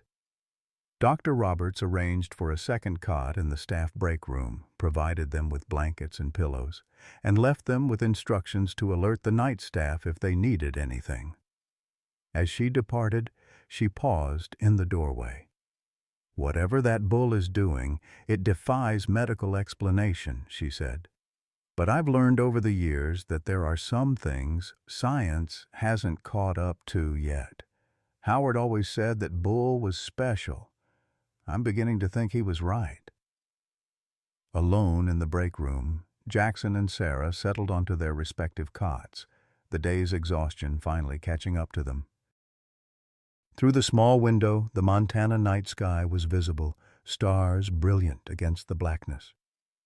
"Dad used to say the stars were clearest over Whispering Pines," Jackson said softly, "that the land rose up to meet them halfway." Sarah smiled at the memory. "He had a poetic streak, your father, especially when it came to the ranch. I always thought he was just being sentimental." Jackson stared at the ceiling, hands folded behind his head, refusing to see the practical realities of modern ranching. "Howard was more practical than you gave him credit for," Sarah countered. "Those Brahman genetics he developed, they were his response to climate change. Cattle that could thrive with less water, resist heat better, produce more efficiently." "Yet the ranch is failing," Jackson pointed out. "The ranch is struggling," Sarah corrected. "There's a difference. One implies no hope. The other acknowledges difficulty, but believes in the possibility of recovery." She turned on her side to face him. "Like Maxwell tonight, like Whispering Pines itself." Jackson considered her words, remembering his father's stubborn optimism, even during the worst droughts, the market crashes, the setbacks that would have broken a lesser man. Had that been wisdom rather than obstinacy? Foresight rather than sentiment? "Get some sleep, Michael," Sarah said gently. "Tomorrow will bring clarity, one way or another." But sleep proved elusive. After an hour of restless turning, Jackson rose quietly and made his way back to the observation window. Maverick was still awake, his massive form a dark silhouette in the dimly lit enclosure. The bull turned toward him immediately, as if he'd been expecting Jackson's return. "What am I supposed to do?" Jackson whispered, not expecting an answer but needing to voice the question that had been plaguing him since he first recognized Whispering Pines. "I built a life away from here. I can't just walk away from that." Maverick's steady gaze offered no solutions, only the same quiet challenge Jackson had sensed earlier, a responsibility recognized but not yet accepted. From the treatment area, Maxwell stirred slightly, his monitors showing steady improvement. The miracle if that's what it was, continued, defying medical explanation but undeniable in its results. Jackson sank into a chair near the window, watching the bull's vigilant presence, the calf's tentative recovery, feeling the weight of his father's legacy pressing upon him more heavily than it ever had during their arguments. In the silence of the clinic, with only the soft beeping of medical equipment and Maverick's occasional low rumblings, the questions he'd been avoiding for 20 years demanded answers. Who was he now? The rebellious son who'd fled the constraints of ranch life? The ranger who'd built a respectable career protecting wilderness rather than working it? Or Howard Jackson's heir, the reluctant steward of a struggling legacy? The storm outside had cleared, but the one within him was just beginning to gather force. As dawn approached, bringing the promise of decisions that could no longer be postponed, Jackson found himself doing something he hadn't done since childhood. He prayed, not with formal words but with the simple, desperate plea of a man standing at a crossroads. "Show me the way forward." And in the quiet that followed, as the first pale light of morning touched the Montana sky, he thought he heard his father's voice, carried not in sound but in memory. "The land knows who you are, son, even when you forget." Dawn brought no clarity, only the bone-deep exhaustion that follows a night of little sleep and much thought. Jackson splashed cold water on his face in the clinic's small bathroom, studying his reflection in the mirror. The ranger uniform he'd worn with pride for 15 years was wrinkled and mud-stained from yesterday's rescue. Beneath it, he looked older than his 45 years, the weight of unresolved questions etching new lines around his eyes. When he returned to the break room, Sarah was already up, her weathered hands cradling a styrofoam cup of coffee. "Dr. Roberts checked Maxwell at 5, she reported. "His vitals are stable." She's cautiously optimistic. "And Maverick?" "Still standing guard. Hasn't slept all night from what the night staff could tell." She offered him a second cup of coffee. "You look like you need this more than I do." Jackson accepted gratefully, the bitter warmth a poor substitute for rest, but welcome nonetheless. "I keep thinking about what Dad used to say about that bull, that he was more than just an animal." "Howard wasn't given to flights of fancy," Sarah reminded him. "If he believed something, it was because he'd seen evidence." Before Jackson could respond, Dr. Roberts appeared in the doorway, her expression guarded but hopeful. "Maxwell is awake and responsive," she announced. "His oxygen levels are nearly normal, and the internal bleeding appears to have stopped. If you'd like to see him, now would be a good time." They followed her to the treatment area, where Maxwell had been moved from the examination table to a bedded stall. The calf was still connected to monitors, but he was standing shakily, an IV line secured to his neck. When he saw Sarah, he made a soft, bleating sound of recognition. "Well, look at you," Sarah murmured, entering the stall to stroke his head. "Up and about already." Dr. Roberts checked the monitors. "His recovery rate is remarkable. I've treated similar injuries in calves his age that took weeks to show this kind of improvement." She glanced toward the adjoining enclosure where Maverick watched through the partition. "I can't explain it medically, but I can't deny what I'm seeing either." "When can he go home?" Sarah asked. "I'd like to keep him under observation for at least another day," Dr. Roberts replied. "Possibly 2, depending on how he continues to progress." A commotion in the reception area interrupted their conversation. Raised voices, one of them unmistakably Richard Caldwell's smooth baritone. "I understand your concerns about visitors, but I need to speak with Ms. Williams urgently. It's a matter of considerable financial importance to her." Jackson exchanged glances with Sarah, whose expression had hardened at the sound of Caldwell's voice. "I should deal with this," she said, stepping away from Maxwell. "We'll deal with it together," Jackson corrected, following her into the corridor. They found Caldwell in heated discussion with a young receptionist whose name tag identified her as Jenny. The developer's tailored appearance was slightly less pristine than usual. his shirt collar open, his normally perfect hair showing signs of hasty grooming. "Sarah," he said, breaking off his argument with Jenny as they approached. "And Ranger Jackson. Good, you're both here. We need to talk immediately." "This isn't the time or place, Richard," Sarah replied coolly. "Maxwell is recovering from a critical injury." "An injury that might have been prevented if you'd accepted my offer months ago," Caldwell countered, his tone a mixture of condescension and forced concern. "But that's water under the bridge now. What matters is what happens next." Jackson stepped forward, positioning himself slightly in front of Sarah. "What happens next is that the sheriff continues his investigation into criminal sabotage on Whispering Pines property." Something flickered in Caldwell's eyes. Not guilt, but calculation. "A terrible business, that. I assume you have evidence of foul play?" "Substantial evidence," Jackson confirmed, watching the developer's reaction closely. "Deliberate cuts to the tree that nearly killed a valuable breeding calf." Caldwell's expression remained controlled, but Jackson noticed a slight tightening around his mouth. "I hope the culprits are brought to justice.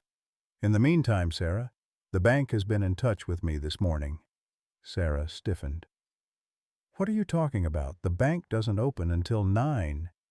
"Marcus Reynolds and I play golf together," Caldwell explained smoothly, referring to the regional manager of Western Montana Bank. "He called me personally to discuss the Whispering Pines situation. The board has decided to accelerate the foreclosure process due to continued non-payment." "That's impossible," Sarah protested. "I made a partial payment last week. They agreed to give me until the end of the month." "Circumstances change," Caldwell said with practiced sympathy. "The bank is under pressure from shareholders to resolve non-performing loans. They've authorized me to present you with a final offer." He removed an envelope from his jacket pocket. "Full market value for the property minus outstanding debts. You could walk away today with a clean slate and a comfortable nest egg." Jackson felt a surge of anger at the calculated timing of this offer, when Sarah was exhausted, worried about Maxwell, and vulnerable. "The bank can't legally accelerate foreclosure without proper notice," he interjected. "Sarah has rights under Montana law." Caldwell's smile tightened. "I'm sure she does. Rights that would require expensive legal representation to defend." "Meanwhile, the bank would freeze her accounts, impound her equipment, and effectively shut down operations." He turned back to Sarah. "Is that really how you want to spend your remaining years? Fighting a losing battle in court while watching Howard's legacy dismantled piece by piece?" Sarah took the envelope but didn't open it. "I'll need time to consider this." "Of course," Caldwell agreed smoothly, "but not too much time. The offer expires at close of business today." "Today?" Sarah's voice rose with indignation. "That's not even enough time to consult an attorney." "It's the best I could negotiate," Caldwell replied, with well-practiced regret.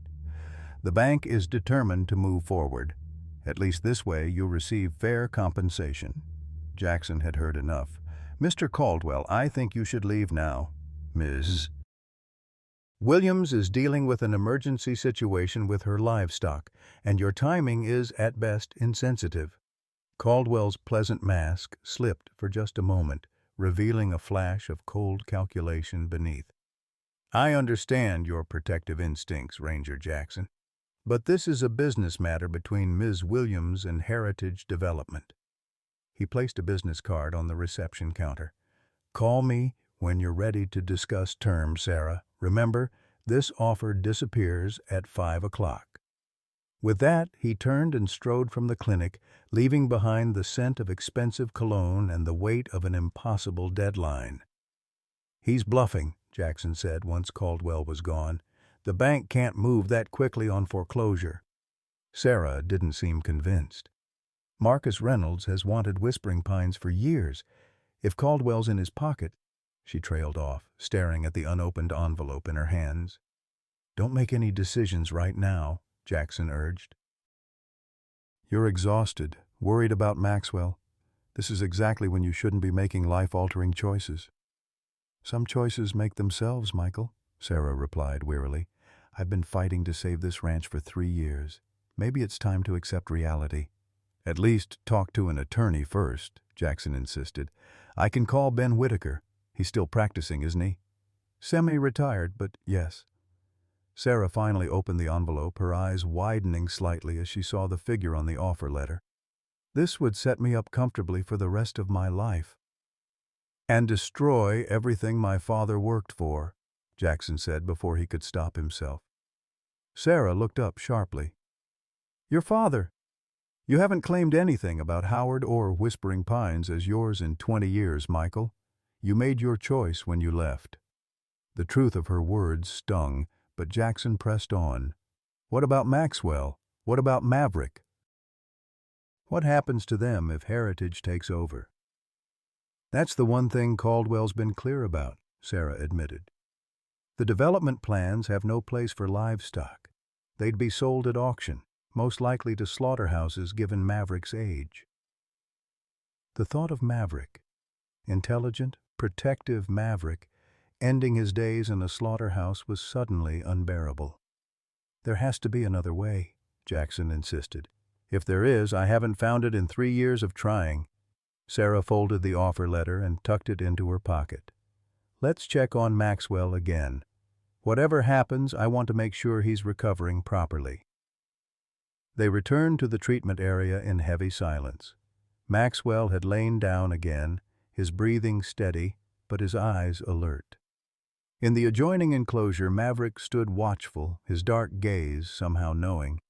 I need to make some calls, Sarah said, her voice tight with suppressed emotion. See if Ben Whitaker can squeeze me in this morning. Will you stay with them? Jackson nodded, grateful for the chance to collect his thoughts. As Sarah departed, he approached Maverick's enclosure, drawn once again to the bull's commanding presence. She might have to sell, he said quietly to the animal. The bank's forcing her hand. I don't know what I can do to stop it. Maverick regarded him steadily, without judgment but without comfort either. Those intelligent eyes seemed to hold a question that Jackson wasn't ready to answer. From Maxwell's stall came a soft, distressed sound. The calf had risen shakily and was pressing against the partition, seeking contact with Maverick. The monitors showed a slight elevation in heart rate, nothing dangerous, but a clear sign of distress at the impending separation. They know, Jackson murmured to himself. Somehow they understand what's happening. Dr. Roberts entered, checking Maxwell's vitals with practiced efficiency. His physical recovery is remarkable, but he's showing signs of anxiety. It's not uncommon in young animals separated from their herd. It's more than that, Jackson said, watching the interaction between bull and calf. Maverick's been like a father to him, and now they might be separated permanently. Dr. Roberts glanced at him curiously. Sarah mentioned the bank is foreclosing. Accelerating the process, according to Caldwell, Jackson confirmed. She's gone to consult an attorney, but options are limited. That's a shame, Dr. Roberts said, genuine regret in her voice. Whispering Pines has been part of this community for generations. Your father's breeding program was visionary. Brahman cattle adapted to Montana conditions could revolutionize the industry as climate patterns shift. Jackson looked at her sharply. You believe in Dad's program? Any veterinarian with foresight does, she replied matter-of-factly. Howard was ahead of his time. These animals, she gestured to Maxwell, represent years of careful genetic selection for drought resistance, heat tolerance, and efficient feed conversion. In a warming world, that's gold. Yet the bank would rather have vacation homes, Jackson said bitterly. Banks see quarterly profits, not long-term value, Dr. Roberts replied. It's always been that way. She finished her examination and updated the chart. Maxwell could be released tomorrow if his improvement continues at this rate. Maverick too, though I've never seen a recovery quite like this. After she left, Jackson remained. watching the silent communication between bull and calf through the partition. His ranger training had taught him to observe animals closely, to interpret behavior and anticipate needs. What he saw now transcended training, a bond of protection and trust that mirrored what his father had tried to create at Whispering Pines. Sarah returned an hour later, her expression grim. "Ben can't see me until 2 o'clock. That only leaves 3 hours before Caldwell's deadline." "What are you thinking?" Jackson asked, though he could read the resignation in her posture. "I'm thinking that I'm 72 years old, Michael. Too old to start over with nothing." She sank onto a chair beside Maxwell's stall. "Maybe it's time to accept reality." "What reality? That corporations like Heritage should control everything? That land is only valuable when it's carved up for vacation homes?" The vehemence in his voice surprised even him. "The reality that I made a promise I can't keep," Sarah replied softly. "I promised Howard I'd hold Whispering Pines until you came back, really came back, not just passing through. But you have your life, your career. I can't ask you to give that up for land you left behind 20 years ago."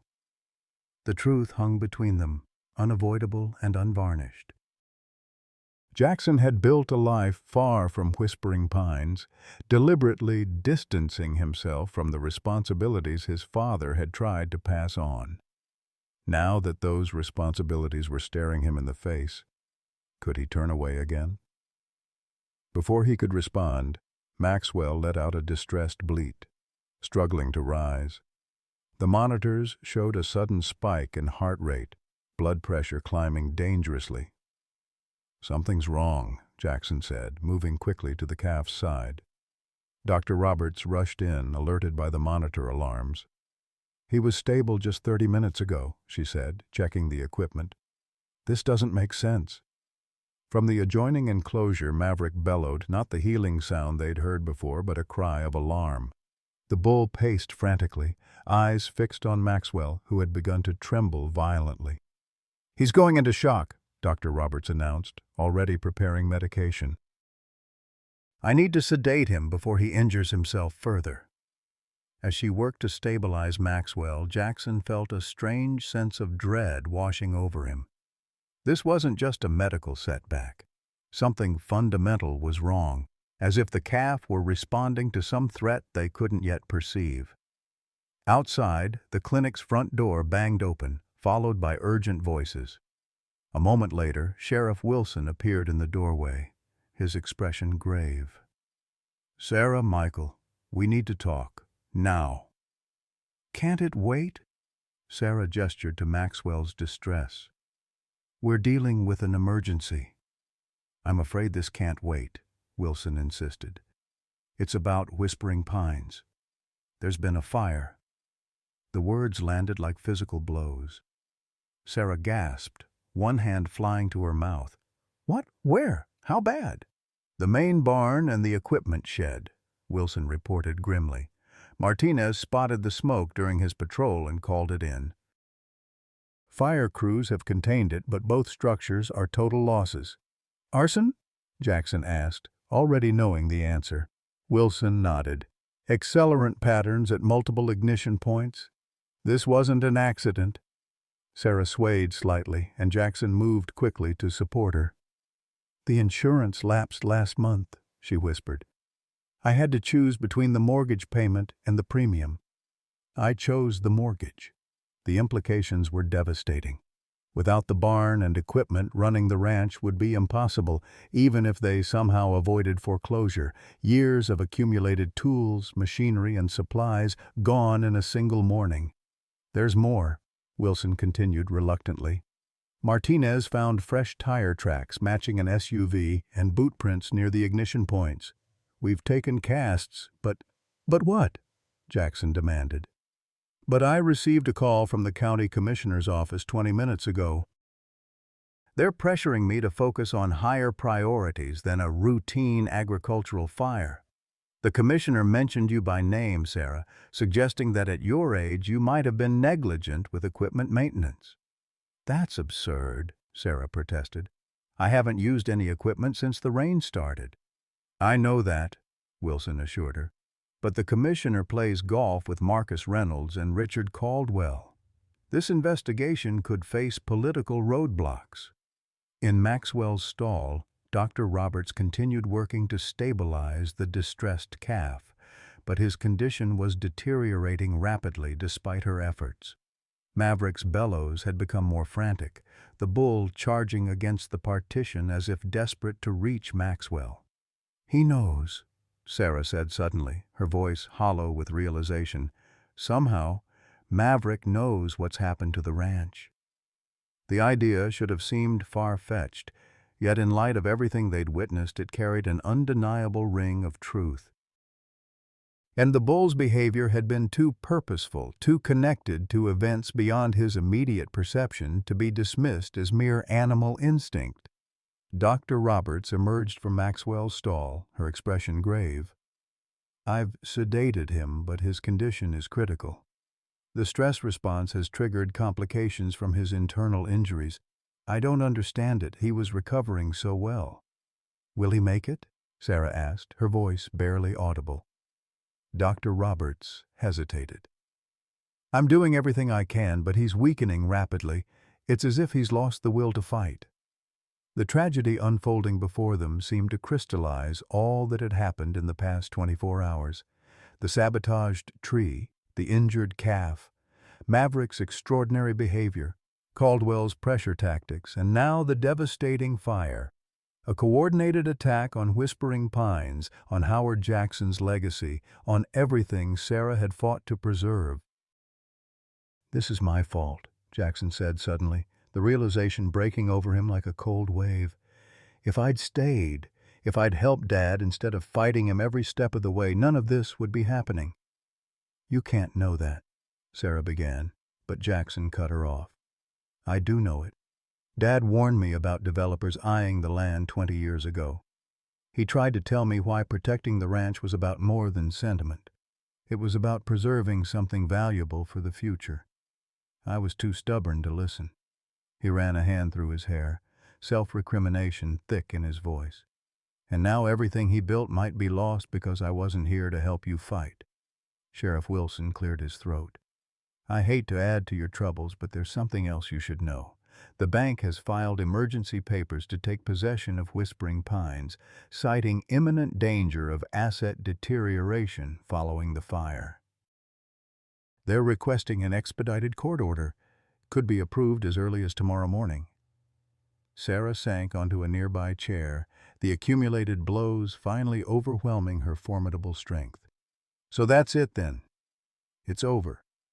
Jackson looked from Sarah's defeated posture to Maxwell's struggling form to Maverick's desperate vigil. Something his father had once said echoed in his memory. Sometimes a man has to lose everything to find out what really matters. In that moment, with tragedy pressing in from all sides, Jackson felt a clarity he hadn't experienced in 20 years. The path forward wasn't about choosing between his past and his present. It was about reconciling them, about accepting the responsibility he'd spent his adult life running from. "It's not over," he said, his voice steady with newfound resolve. "Not while there's still fight left in us." Sarah looked up, a spark of her old determination kindling at his words. "What are you suggesting?" "That we stop playing defense and start playing offense," Jackson replied. "Sheriff, you said the commissioner's office is pressuring you to back off the arson investigation?" Wilson nodded. "They can't officially stop it, but they can bury it in red tape." "Then we need to make it too public to bury." "Dr. Roberts, is there any chance Maxwell could be stabilized enough for transport back to Whispering Pines today?" Dr. Roberts looked startled. "It would be against my medical recommendation. He needs constant monitoring." "What if you came with us, brought whatever equipment is necessary?" She considered this. "It's highly irregular, but I suppose it could be arranged. May I ask why?" Jackson turned to Sarah. "The local news station still sends that mobile unit through town on Thursdays, right?" "Eagle Creek Community Spotlight?" They were setting up in the town square when I drove past earlier, Sarah confirmed, beginning to understand his thinking. Then we need to give them a spotlight story they can't ignore, Jackson said, a plan forming rapidly. A historic ranch threatened by suspicious fires the same day a developer presents a deadline for sale. A critically injured calf being heroically transported home. A bull that seems to possess extraordinary healing abilities. The media attention would make it harder for the commissioner to interfere with the investigation, Wilson acknowledged, stroking his mustache thoughtfully. And harder for the bank to rush through foreclosure without public scrutiny, Jackson added. For the first time since the news of the fire, a flicker of hope crossed Sarah's weathered features. It might buy us some time, but then what? The barn and equipment are still gone. The mortgage is still due. One battle at a time, Jackson counseled. First, we prevent them from taking the land tomorrow. Then we figure out the next step. Dr. Roberts still looked concerned. Moving Maxwell in his condition carries significant risks. Greater than the risk of losing everything Howard Jackson worked for? Jackson challenged gently. Greater than separating him permanently from Maverick? The veterinarian sighed. I'll prepare a transport protocol and accompany you myself, but I want it on record that I advised against this. Noted, Jackson agreed. Sheriff, can you delay filing your arson report until we've had a chance to talk to the news crew? Wilson nodded. I can hold off a few hours, but tread carefully, Mike. Caldwell has powerful friends. So did my father, Jackson replied, newfound determination straightening his spine. He just didn't know how to use them. As they began preparations for Maxwell's risky journey home, Sarah touched Jackson's arm. What changed your mind? She asked quietly. Yesterday, you were a ranger passing through. Today you're fighting for Whispering Pines, like Howard himself. Jackson glanced toward Maverick, who had gone suddenly still, those intelligent eyes fixed on him with what almost seemed like approval. I think I finally understand what Dad was trying to tell me all those years ago, he answered. That this land isn't just dirt and grass. It's who we are. It's who I am, whether I wanted it or not. The tragedy that had seemed inevitable just moments before had transformed into something else, a catalyst for Jackson's long-delayed reckoning with his father's legacy. Whether it would be enough to save Whispering Pines remained to be seen, but for the first time in 20 years, Michael Jackson was ready to fight for the land that bore his name. The journey back to Whispering Pines resembled a solemn procession. Dr. Roberts' specialized veterinary transport led the way, Maxwell secured inside with IV fluids and monitoring equipment. Sarah followed in her pickup with Jackson beside her. Behind them, Sheriff Wilson's patrol car provided an unofficial escort, lights flashing to clear their path through Eagle Creek's main street. In the livestock trailer at the rear, Maverick stood steady despite the movement, as if understanding the gravity of their mission. As they passed the town square, Jackson spotted the KESL TV van with its satellite dish extended. Melissa Chen, the earnest young reporter who covered local stories, was interviewing someone about the upcoming Founders' Day celebration. Pull over, Jackson instructed Sarah. I'll talk to Melissa. You go ahead to the ranch with Dr. Roberts. Sarah hesitated. What are you going to say? The truth, Jackson replied. That a historical Montana ranch is being systematically attacked by corporate interests using potentially illegal tactics. That a family legacy spanning 4 generations might be erased overnight. Something in his tone must have convinced her, because Sarah nodded and continued driving as Jackson stepped from the vehicle. Melissa Chen recognized him immediately, her journalistic instincts registering the ranger uniform and the unusual procession passing through town. "Mike Jackson?" she called, abandoning her current interview. "Is that you? What's happening?" Jackson approached, conscious of the public setting and the importance of his words. "Melissa, I need 2 minutes of your time. It's about Whispering Pines Ranch." Howard Jackson's place. Her eyes widened as she connected the names. "Are you related?" His son, Jackson confirmed. We have an emergency situation unfolding. Suspicious fire, injured livestock, accelerated foreclosure proceedings, all happening the same day a developer presented a deadline for sale. The reporter's professional demeanor sharpened with interest. That sounds like more than coincidence. We think so too, Jackson agreed. Sheriff Wilson is investigating potential arson, but there's pressure from the county commissioner's office to minimize the case. Melissa's cameraman had drifted over, sensing a story. Are you making an official statement, Ranger Jackson? I'm speaking as Howard Jackson's son, he clarified, the heir to Whispering Pines Ranch. We're transporting an injured calf back home right now, a calf that was harmed when a deliberately weakened tree fell during yesterday's storm. Melissa glanced at her cameraman. We should follow this. Dave, pack up the equipment. We're heading to Whispering Pines now, Jackson told her. What you'll see there is the aftermath of what appears to be a coordinated effort to force a sale of historical ranch land to Heritage Development. Richard Caldwell's company, Melissa noted, already jotting in her notepad. They've been buying up properties all over the county. Usually after mysterious hardships befall the owners, Jackson added meaningfully. We'll be at the ranch in 20 minutes if you want the full story. Without waiting for a response, he jogged back to Sheriff Wilson's patrol car. They'll follow us, he reported, climbing into the passenger seat. Let's go. As they drove toward Whispering Pines, Wilson glanced at him sidelong. You know what you're doing, taking this public? Caldwell won't appreciate the spotlight. I'm counting on that, Jackson replied. Men like him operate best in shadows. Let's see how he handles the harsh light of media attention. The sheriff grunted non-committally. Your father was never one for public confrontations. Always handled things quietly, man to man.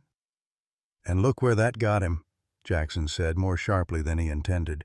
Sorry, it's just, Dad's approach didn't work against people like Caldwell. They mistake decency for weakness. No argument there, Wilson conceded. I just hope you're prepared for the backlash. Corporate types fight dirty when cornered. When they arrived at Whispering Pines, the full extent of the morning's devastation became apparent.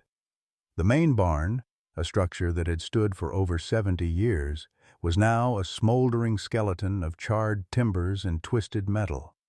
The equipment shed beside it had collapsed entirely, the valuable machinery inside reduced to unrecognizable heaps.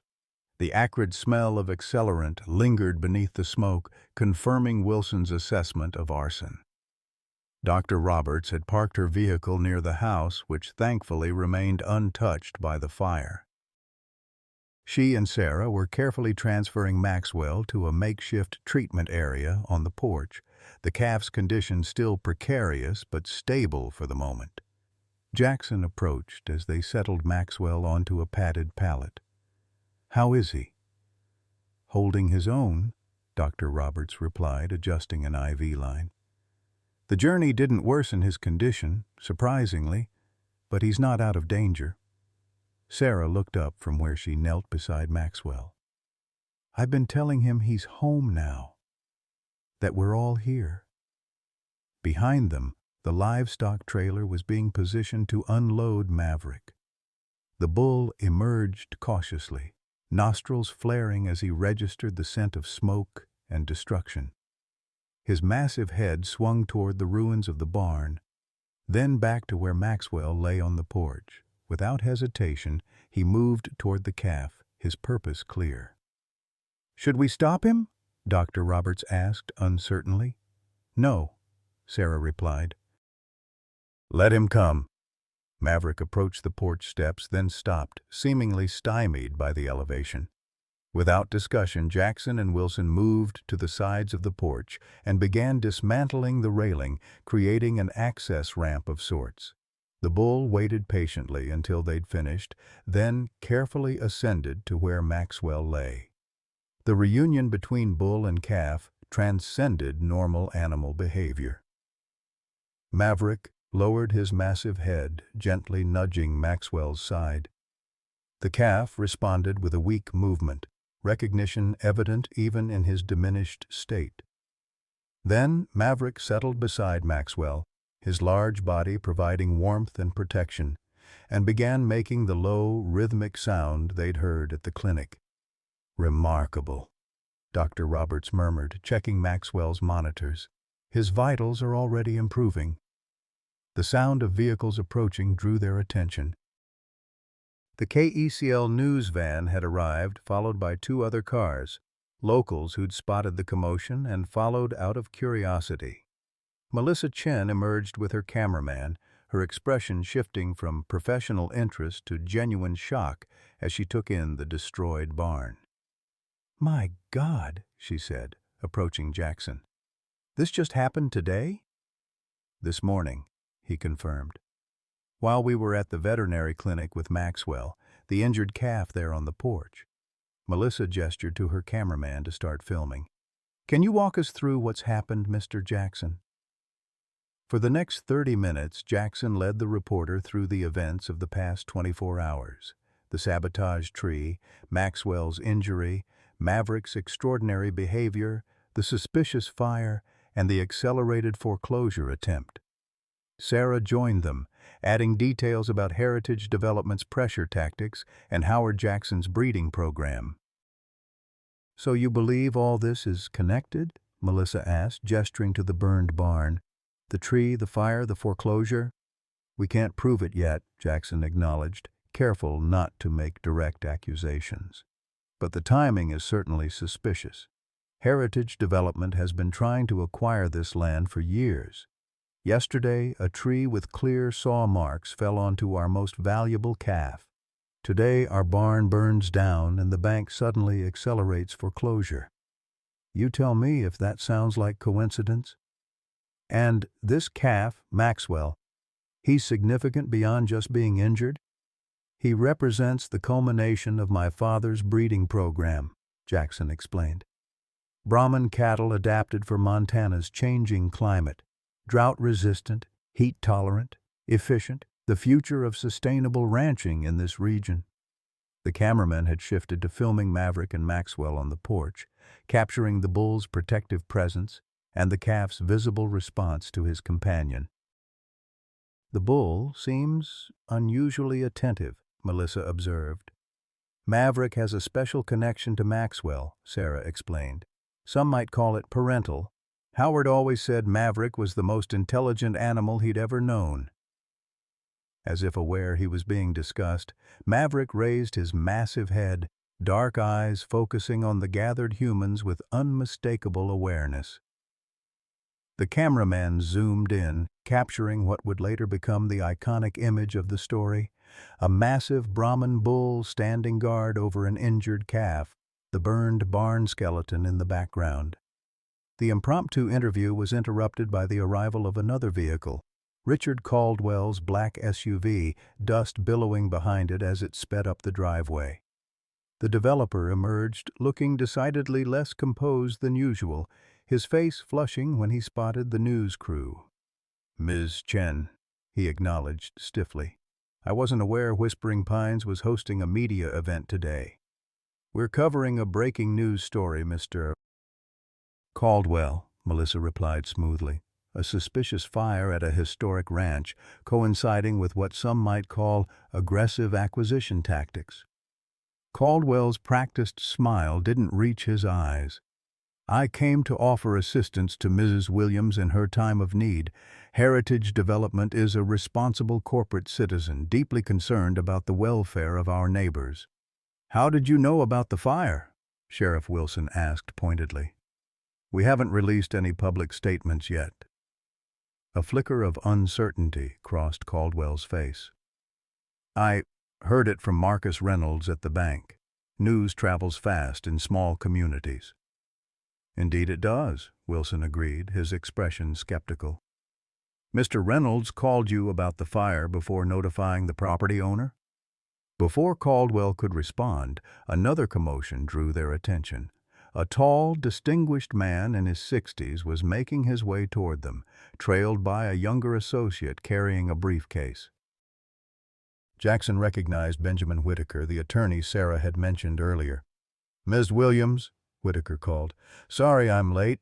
Had to gather some documents from the county records office." Sarah moved to greet him. "Ben, thank you for coming. This is earlier than our appointment." "When I heard about the fire, I thought it best to expedite matters," Whitaker replied, nodding to the others. "Sheriff, Ms. Chen." His gaze settled on Jackson with recognition. "Michael Jackson, you've grown up since I last saw you." "Mr. Whitaker," Jackson acknowledged. "You're representing Sarah regarding the foreclosure threat?" "I'm representing Whispering Pines Ranch," the attorney corrected, "which includes Ms. Williams and potentially you as Howard's heir." He turned to address Caldwell directly. "Mr. Caldwell, I've just come from reviewing the original land grant and subsequent title transfers for this property." "Interesting reading." Caldwell's expression remained carefully neutral. "I'm sure the documents are in order, Counselor. The bank's claim is straightforward: default on mortgage payments." "Ah, but the mortgage itself is where things get interesting," Whitaker countered, nodding to his associate, who opened the briefcase and extracted a folder. "The original deed contains specific covenants regarding water rights to Whistling Creek, which runs through this property, rights that were never properly transferred when Heritage Development acquired neighboring parcels." A subtle tension crept into Caldwell's posture. "Minor technical issues that can be resolved during normal property transfer." "Not so minor," Whitaker disagreed pleasantly. "Those water rights are worth millions in this drought-prone region. More importantly, your development plans filed with the county specifically depend on access to that water, access you don't legally have and cannot obtain without consent from Whispering Pines' rightful owner." Melissa Chen's journalistic instincts visibly heightened. "Are you saying Heritage Development's entire project is in jeopardy, Mr. Whitaker?" "I'm saying there are significant legal complications that would make any hasty foreclosure or forced sale extremely problematic," the attorney replied carefully. "Complications that would interest Heritage's investors and shareholders, I imagine." Caldwell's facade of concern had hardened into barely concealed anger. "This is absurd. The bank has clear rights to foreclose on delinquent property." "The bank has rights to the structures and improvements," Whitaker corrected, "but the water rights and certain mineral rights were separately deeded and never included in the mortgage collateral. A fact I'll be highlighting in the emergency injunction I'm filing this afternoon to halt any foreclosure proceedings." A tense silence followed this pronouncement. Jackson watched Caldwell's face, recognizing the calculations happening behind those cold eyes, the weighing of options, the assessment of risk versus reward, the search for leverage. "I think," Caldwell said finally, his voice tight with controlled rage, "that this discussion would be better continued in private, without media presence." "I disagree," Jackson interjected. "Whispering Pines' struggle to survive against corporate pressure tactics is exactly the kind of story the public should hear." He turned to Melissa. "Don't you think so, Ms. Chen?" The reporter nodded, professional demeanor intact despite the drama unfolding before her. "Our viewers are certainly interested in the preservation of Montana's ranching heritage versus development interests." Caldwell's composure cracked slightly. "This is blackmail. You're attempting to manipulate public opinion to obstruct a legitimate business transaction." "No," Jackson corrected. "We're shining light on what appears to be a coordinated effort to force a historic ranch into financial ruin for corporate gain. Sheriff Wilson is investigating arson. Mr. Whitaker is examining legal irregularities. Ms. Chen is reporting on matters of public interest. That's not blackmail, Mr. Caldwell. That's justice." Something shifted in Caldwell's expression, a subtle realignment from confidence to calculation. "You've made your point, Ranger Jackson. Perhaps there's room for a more collaborative approach." "Perhaps," Jackson agreed neutrally. But any collaboration would need to ensure Whispering Pines remains intact, with its breeding program preserved. Caldwell glanced at the news crew, clearly unwilling to continue the conversation on camera. "We should discuss options privately. After Mr. Whitaker files his injunction," Sarah interjected firmly, "and after Sheriff Wilson completes his arson investigation." The standoff might have continued, but a soft, bleating sound from the porch drew everyone's attention. Maxwell had risen shakily to his feet, supported by Maverick's steady presence. The calf took one tentative step, then another, his recovery seemingly accelerated by his return home and the bull's constant attention. Dr. Roberts moved quickly to check his vitals, astonishment evident in her expression. "This is remarkable. His readings are stabilizing faster than I would have thought possible." The moment created a natural pause in the confrontation, a reminder of what truly mattered beyond legal maneuvering and corporate acquisitions. Melissa's cameraman captured the scene. Maxwell standing with Maverick's protective bulk beside him, the charred barn in the background, and the gathered humans watching in various states of wonder and calculation. "I believe we've given Ms. Chen enough material for her story," Whitaker suggested smoothly. "Sheriff, perhaps you'd like to continue your investigation while I discuss legal options with Ms. Williams and Mr. Jackson?" Wilson nodded, grateful for the diplomatic exit. "I need to document the fire scene properly, before evidence degrades further." As the impromptu gathering began to disperse, Caldwell made one final attempt to regain control of the situation. "This isn't over, Jackson. Heritage Development has resources and connections you can't imagine." "Probably true," Jackson acknowledged. "But we have something more valuable. A story people care about, evidence of potential criminal activity, and legitimate legal claims. I wonder which will prevail in the court of public opinion." Caldwell's only response was a tight-lipped glare before he retreated to his vehicle, phone already pressed to his ear as he began damage control. Once the developer had departed, Whitaker turned to Jackson and Sarah with a more candid expression. "That bought us some time, but don't underestimate Caldwell. Men like him don't accept defeat graciously." "How solid is our legal position?" Jackson asked. "Solid enough to delay foreclosure, especially with media attention," the attorney replied. "Howard was clever about those water rights, kept them separate from the mortgage collateral, but delay isn't victory.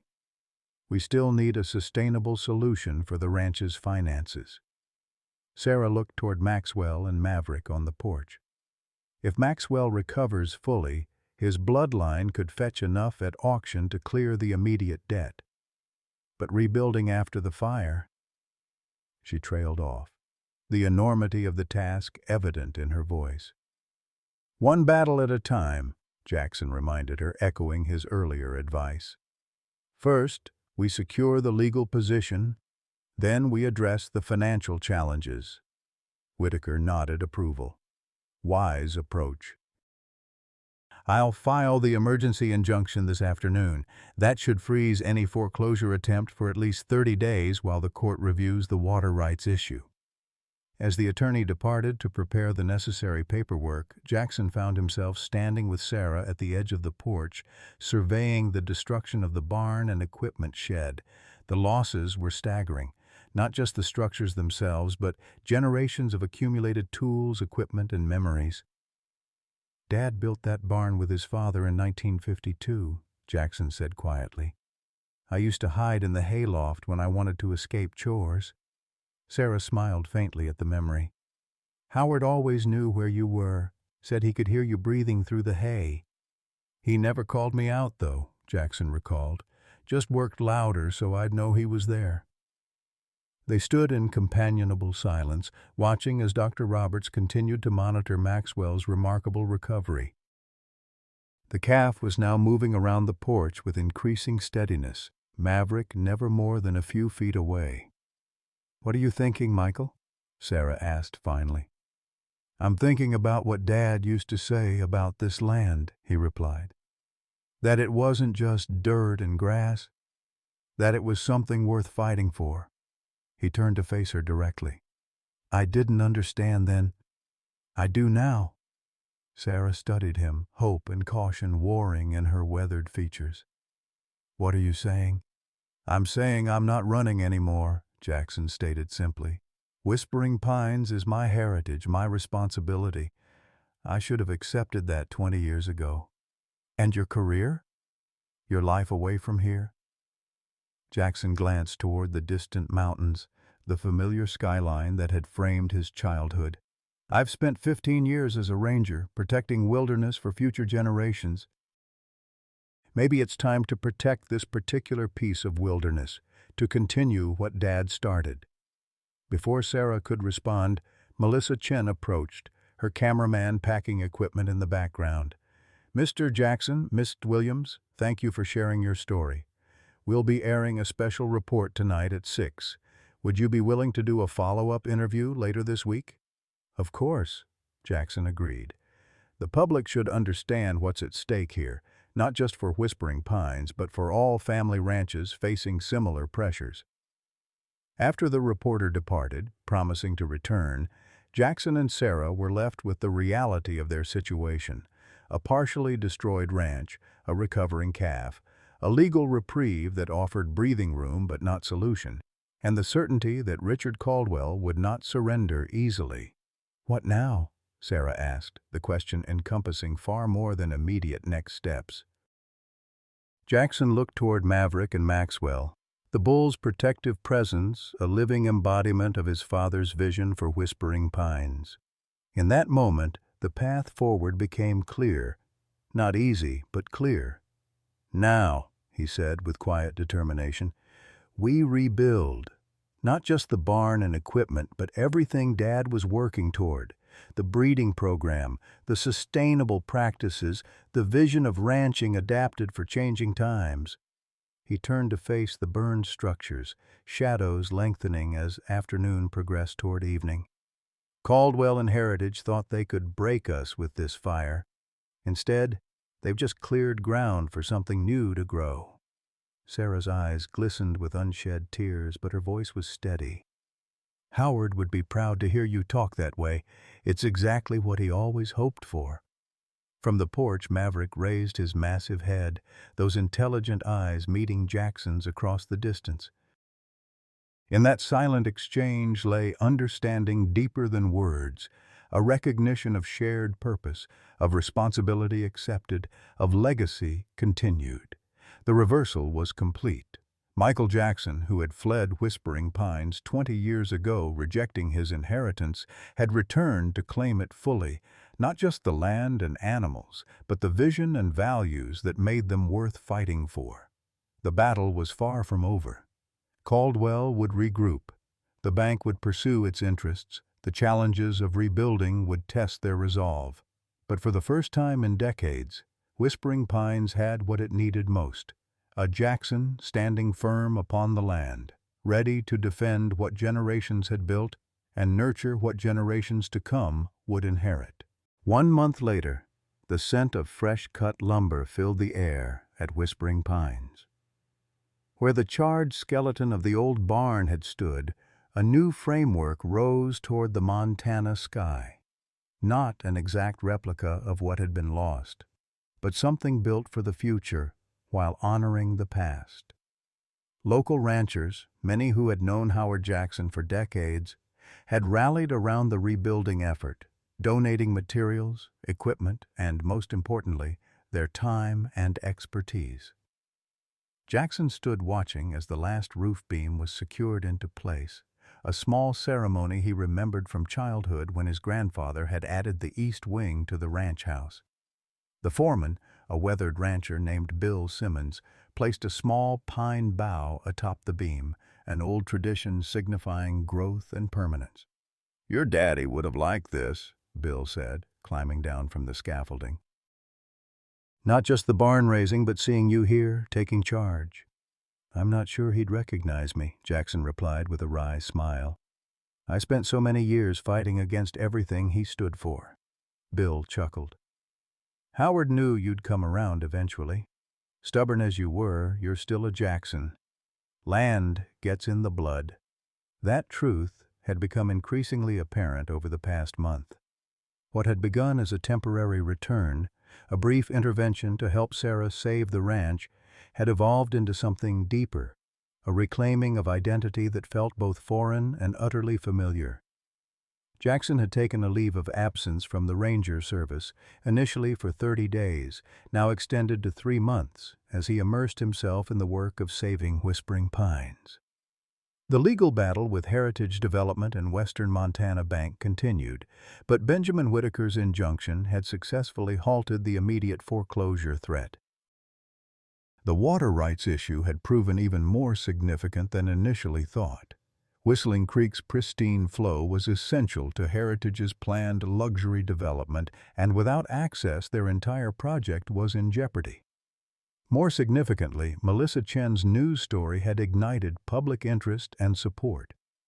The image of Maverick standing guard over Maxwell against the backdrop of the burned barn had gone viral, picked up by national media outlets and shared across social media platforms.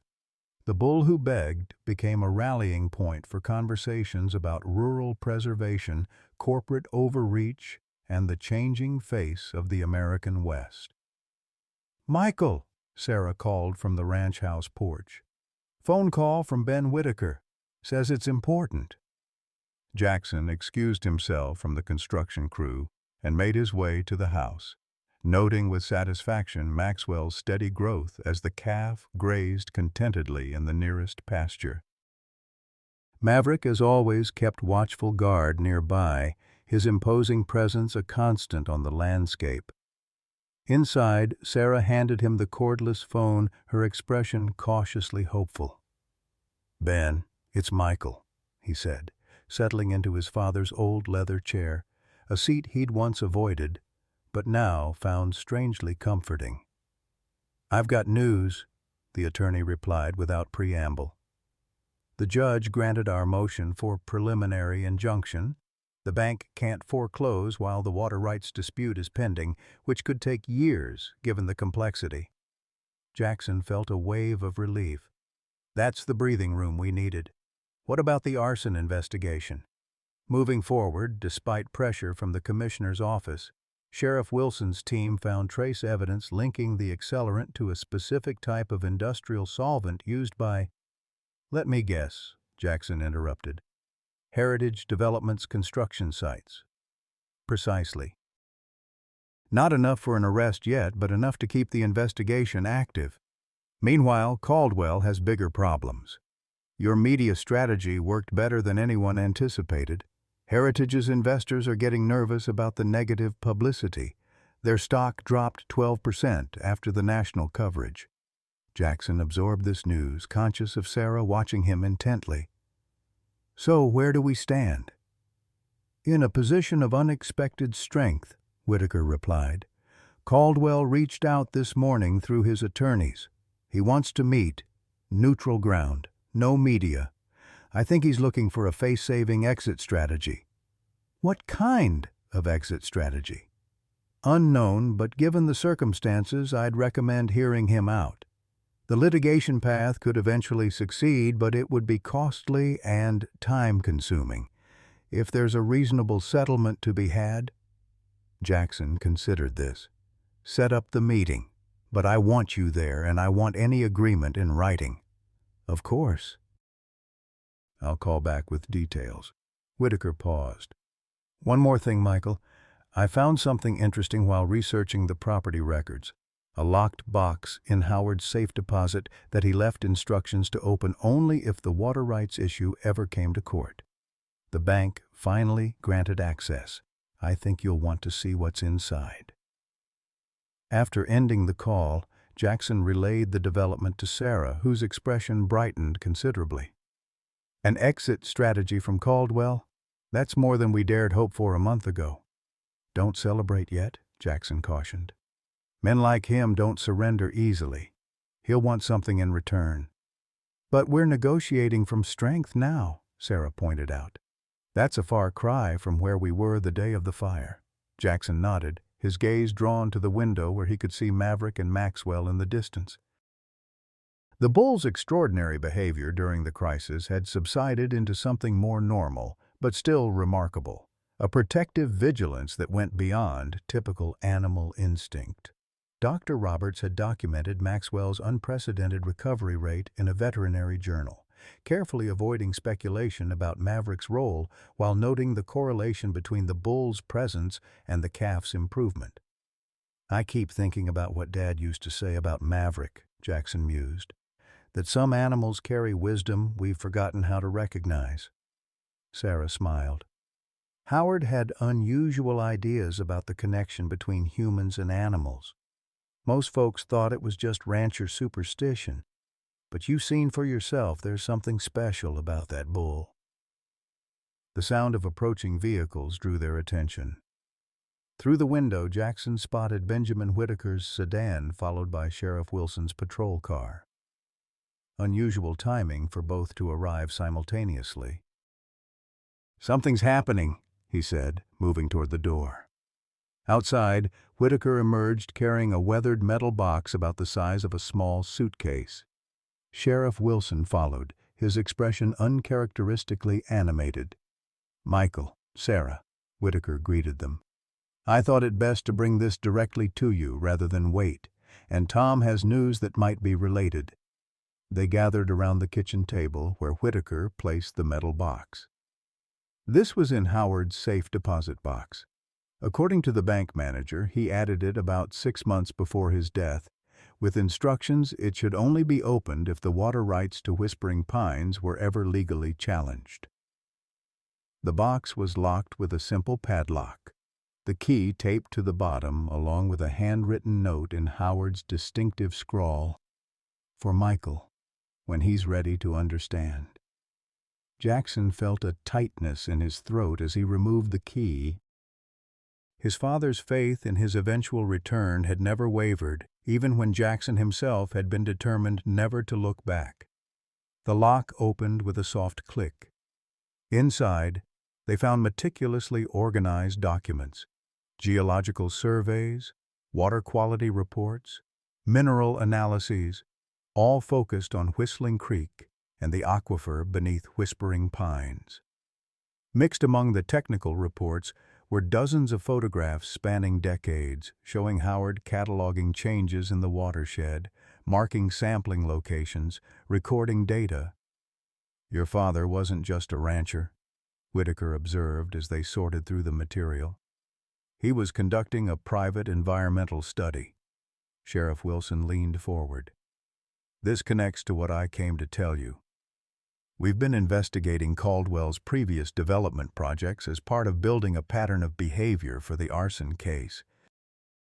3 of his luxury developments in neighboring counties have experienced severe water contamination issues: arsenic, lead, industrial chemicals, all traced to construction practices that Heritage claimed were up to code. Jackson examined a detailed map his father had created, showing the underground water flows beneath Whispering Pines and adjacent properties. "Dad knew," he said quietly. "He knew there was something valuable here beyond just surface water rights." Whitaker nodded, piecing it together. "The aquifer. According to these surveys, it's one of the largest untapped clean water sources in the region. In the West, water is more valuable than gold," Sarah finished.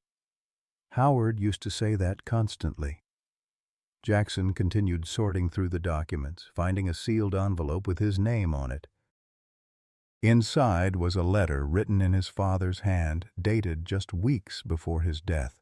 "Michael, if you're reading this, then Whispering Pines is under threat, and you've finally come home to defend it. I always knew you would, even when you couldn't see it yourself. What I've documented in this box is more important than our family legacy alone. The aquifer beneath our land is pristine, perhaps one of the last untouched water sources in the state. The Brahman breeding program wasn't just about better cattle.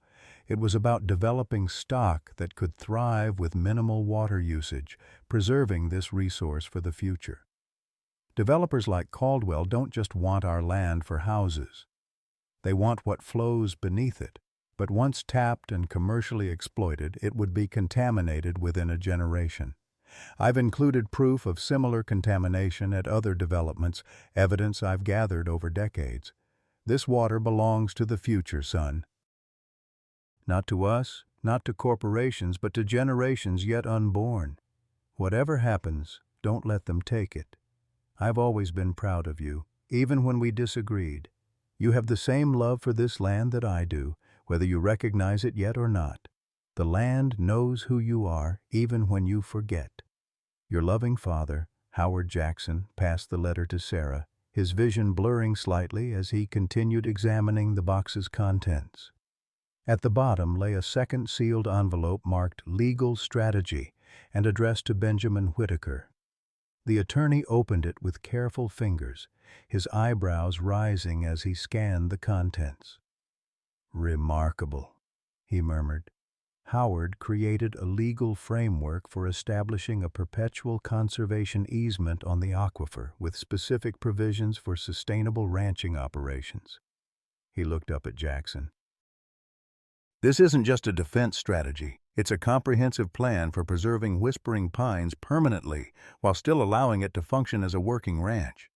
Sheriff Wilson whistled low. Howard was playing chess while everyone else was playing checkers. "That was Dad," Jackson agreed, a mixture of pride and regret washing through him. Always thinking generations ahead.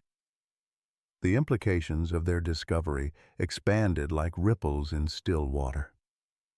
Howard Jackson hadn't just been fighting to preserve his family ranch. He'd been protecting an essential natural resource, developing cattle that could thrive in changing climate conditions, and creating a legal framework to ensure that work continued beyond his lifetime. "This changes our negotiating position with Caldwell completely," Whitaker observed. With this evidence of prior contamination at heritage sites, coupled with the aquifer documentation, we could potentially bring in federal environmental agencies.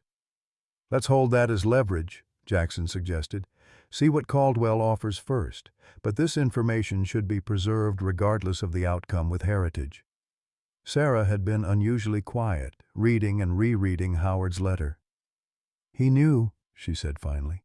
"He knew you'd come back when it mattered most." "I just wish I'd returned while he was still alive," Jackson replied, the old regret surfacing anew. "We wasted so many years arguing when we could have been working together." "He understood why you left," Sarah assured him. "He told me once that you needed to find your own path before you could appreciate the one he was offering." Their conversation was interrupted by the arrival of Dr. Roberts, who had been conducting her weekly checkup on Maxwell. The veterinarian entered with an air of barely contained excitement. "You won't believe the latest test results," she announced.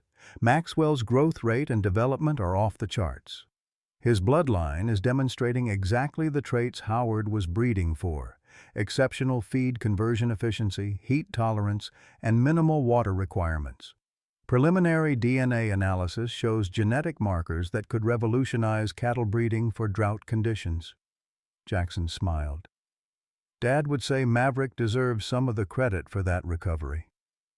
"Scientifically, I can't explain the correlation between that bull's behavior and Maxwell's healing," Dr. Roberts admitted. "But I've been a vet long enough to know there are some things science hasn't caught up to yet." As they shared Dr. Roberts's findings, the day's revelations began to coalesce into something larger. A vision not just for saving Whispering Pines from immediate threats, but for fulfilling Howard Jackson's long-term legacy. The breeding program, the water conservation, the sustainable ranching practices, all pieces of a puzzle that only now became fully visible. 2 days later, the meeting with Richard Caldwell took place at Benjamin Whitaker's office in town.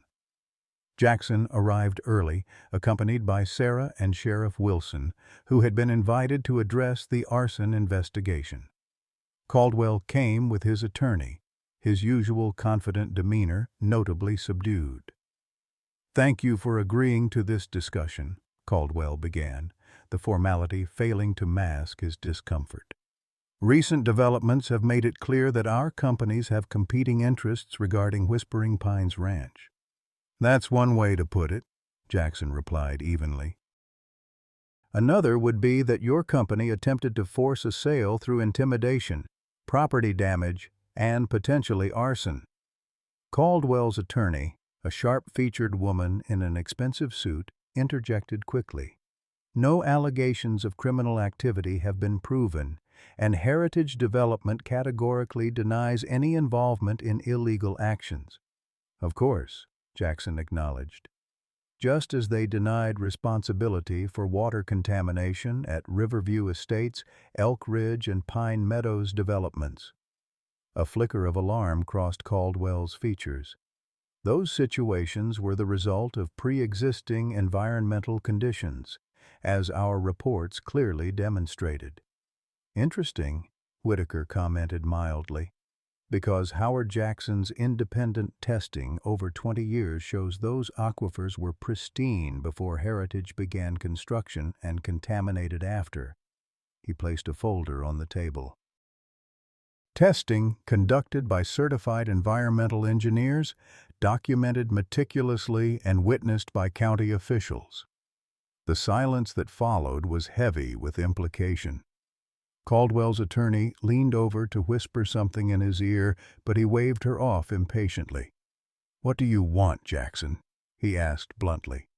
"You've obviously orchestrated this meeting with a purpose." "It's simple," Jackson replied. "Heritage Development withdraws all interest in Whispering Pines permanently. The bank restructures our mortgage based on fair market value, not the inflated development potential. And you personally sign a non-interference agreement regarding our operations going forward." Caldwell's laugh held no humor. "That's your idea of negotiation? Demanding complete surrender?" "In exchange," Jackson continued as if he hadn't spoken, "we don't publish Howard Jackson's 20 years of environmental data documenting contamination patterns at Heritage Developments. We don't file federal whistleblower complaints regarding your construction practices, and Sheriff Wilson focuses his arson investigation on persons unknown rather than specific Heritage employees." Sheriff Wilson nodded. "Evidence points to arson, but identifying specific perpetrators remains challenging without witness testimony." The implied threat hung in the air. Someone at Heritage had orchestrated the fire. Probably not Caldwell directly, but someone acting on his behalf or with his implicit approval. Without a direct witness, prosecution would be difficult, but the investigation itself could drag on for years, generating continuous negative publicity. Caldwell's composure cracked slightly. "You think you've won, don't you? One viral news story, a few legal maneuvers, and suddenly you're dictating terms." "I think we've reached a point where further conflict benefits neither side," Jackson corrected. "You want to protect Heritage's reputation and stock value?" "I want to protect Whispering Pines and its resources. There's a path forward that accomplishes both." The developer studied him with cold calculation. "And if I refuse?" Whitaker slid a second folder across the table. "Then we proceed with this. A federal environmental impact lawsuit naming Heritage Development, its executives, and its parent company as defendants. The discovery process alone would take years, during which every heritage project nationwide would face enhanced scrutiny." Caldwell opened the folder, scanning its contents with growing dismay. His attorney leaned over to examine the documents, her expression professionally neutral, but her body language conveying concern.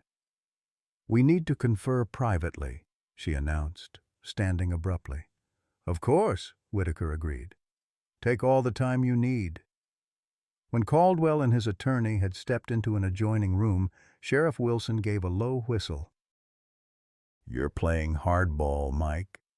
"I learned from the best," Jackson replied, thinking of his father's meticulous preparation, his decades of quietly gathering evidence while building something worth preserving. Dad knew this confrontation would come eventually. He just thought he'd be here to handle it himself. Sarah reached over to squeeze his hand briefly. He couldn't have done better himself.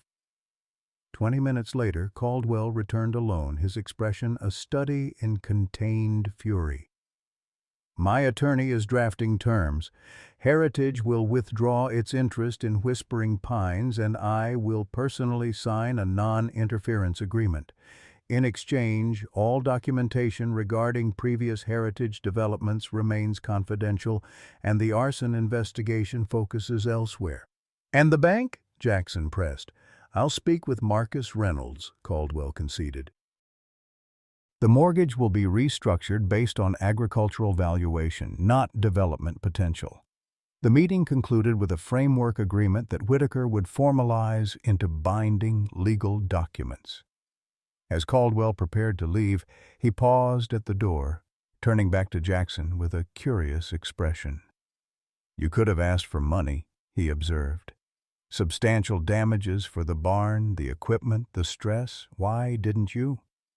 Jackson considered the question. Because this was never about money. It was about preserving something valuable for the future. Sentimentality is expensive, Caldwell remarked, his corporate worldview reasserting itself. That land would have made you a multimillionaire. It already makes me rich in ways you wouldn't understand, Jackson replied without rancor. Good day, Mr. Caldwell. As the developer departed, the atmosphere in Whitaker's office lightened perceptibly. The attorney began outlining next steps, the formal documentation, the mortgage restructuring, the conservation easement that would permanently protect the aquifer while allowing sustainable ranching operations.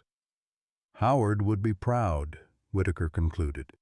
He fought this battle for years, laying groundwork, gathering evidence, preparing legal strategies. He just needed someone to carry it forward. Jackson nodded, feeling both the weight and the privilege of that responsibility. I still don't understand why he didn't tell me about the aquifer, the environmental monitoring, any of it.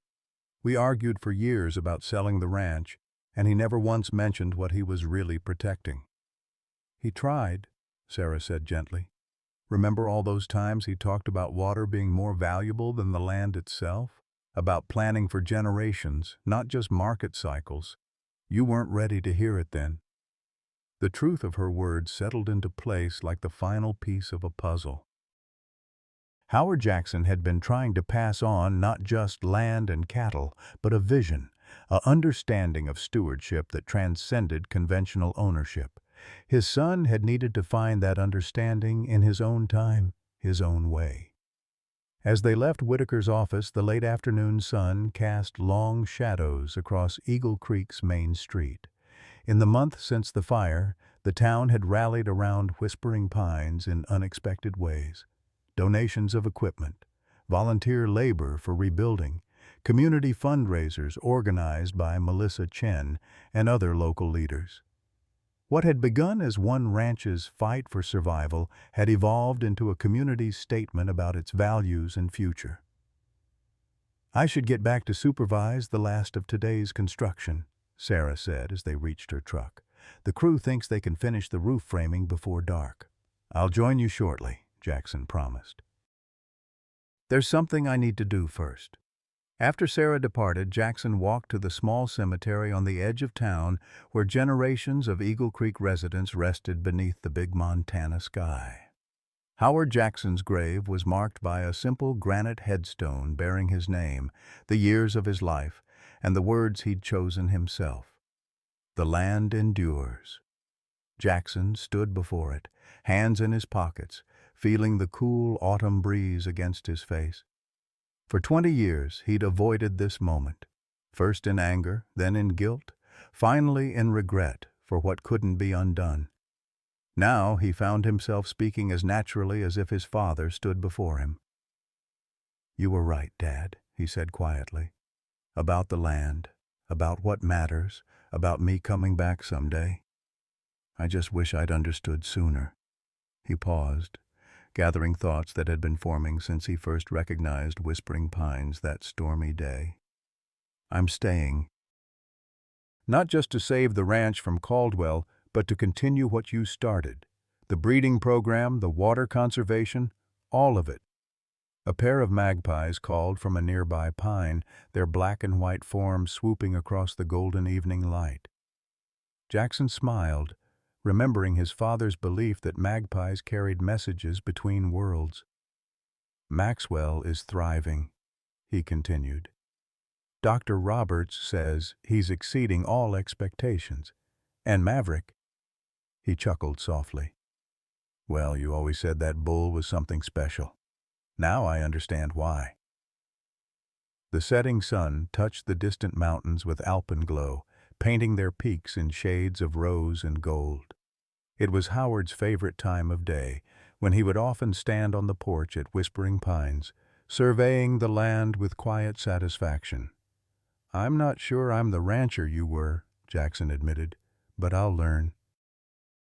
And I'll make sure what you built continues for generations to come." As he turned to leave, a sense of completion settled over him, not an ending, but a reconnection, a circle closing that would allow new beginnings to emerge. The angry young man who had fled Whispering Pines 2 decades ago had returned as someone his father would recognize, not identical in values or methods, but aligned in purpose, committed to the same essential vision. Back at the ranch, the day's work was winding down as Jackson arrived. The new barn's framework stood strong against the evening sky, local ranchers packing up tools and exchanging good-natured banter after a productive day. Sarah sat on the porch steps, watching as Maverick and Maxwell grazed peacefully in the nearest pasture. "Just in time," she greeted him. "Bill wants your opinion on the tack room layout before they start interior framing tomorrow." Jackson nodded, but his attention was drawn to the pasture where Maverick had raised his massive head, alert to his arrival. The bull watched him with that uncanny awareness, then lowered his head briefly in what almost seemed like acknowledgement before returning to his grazing.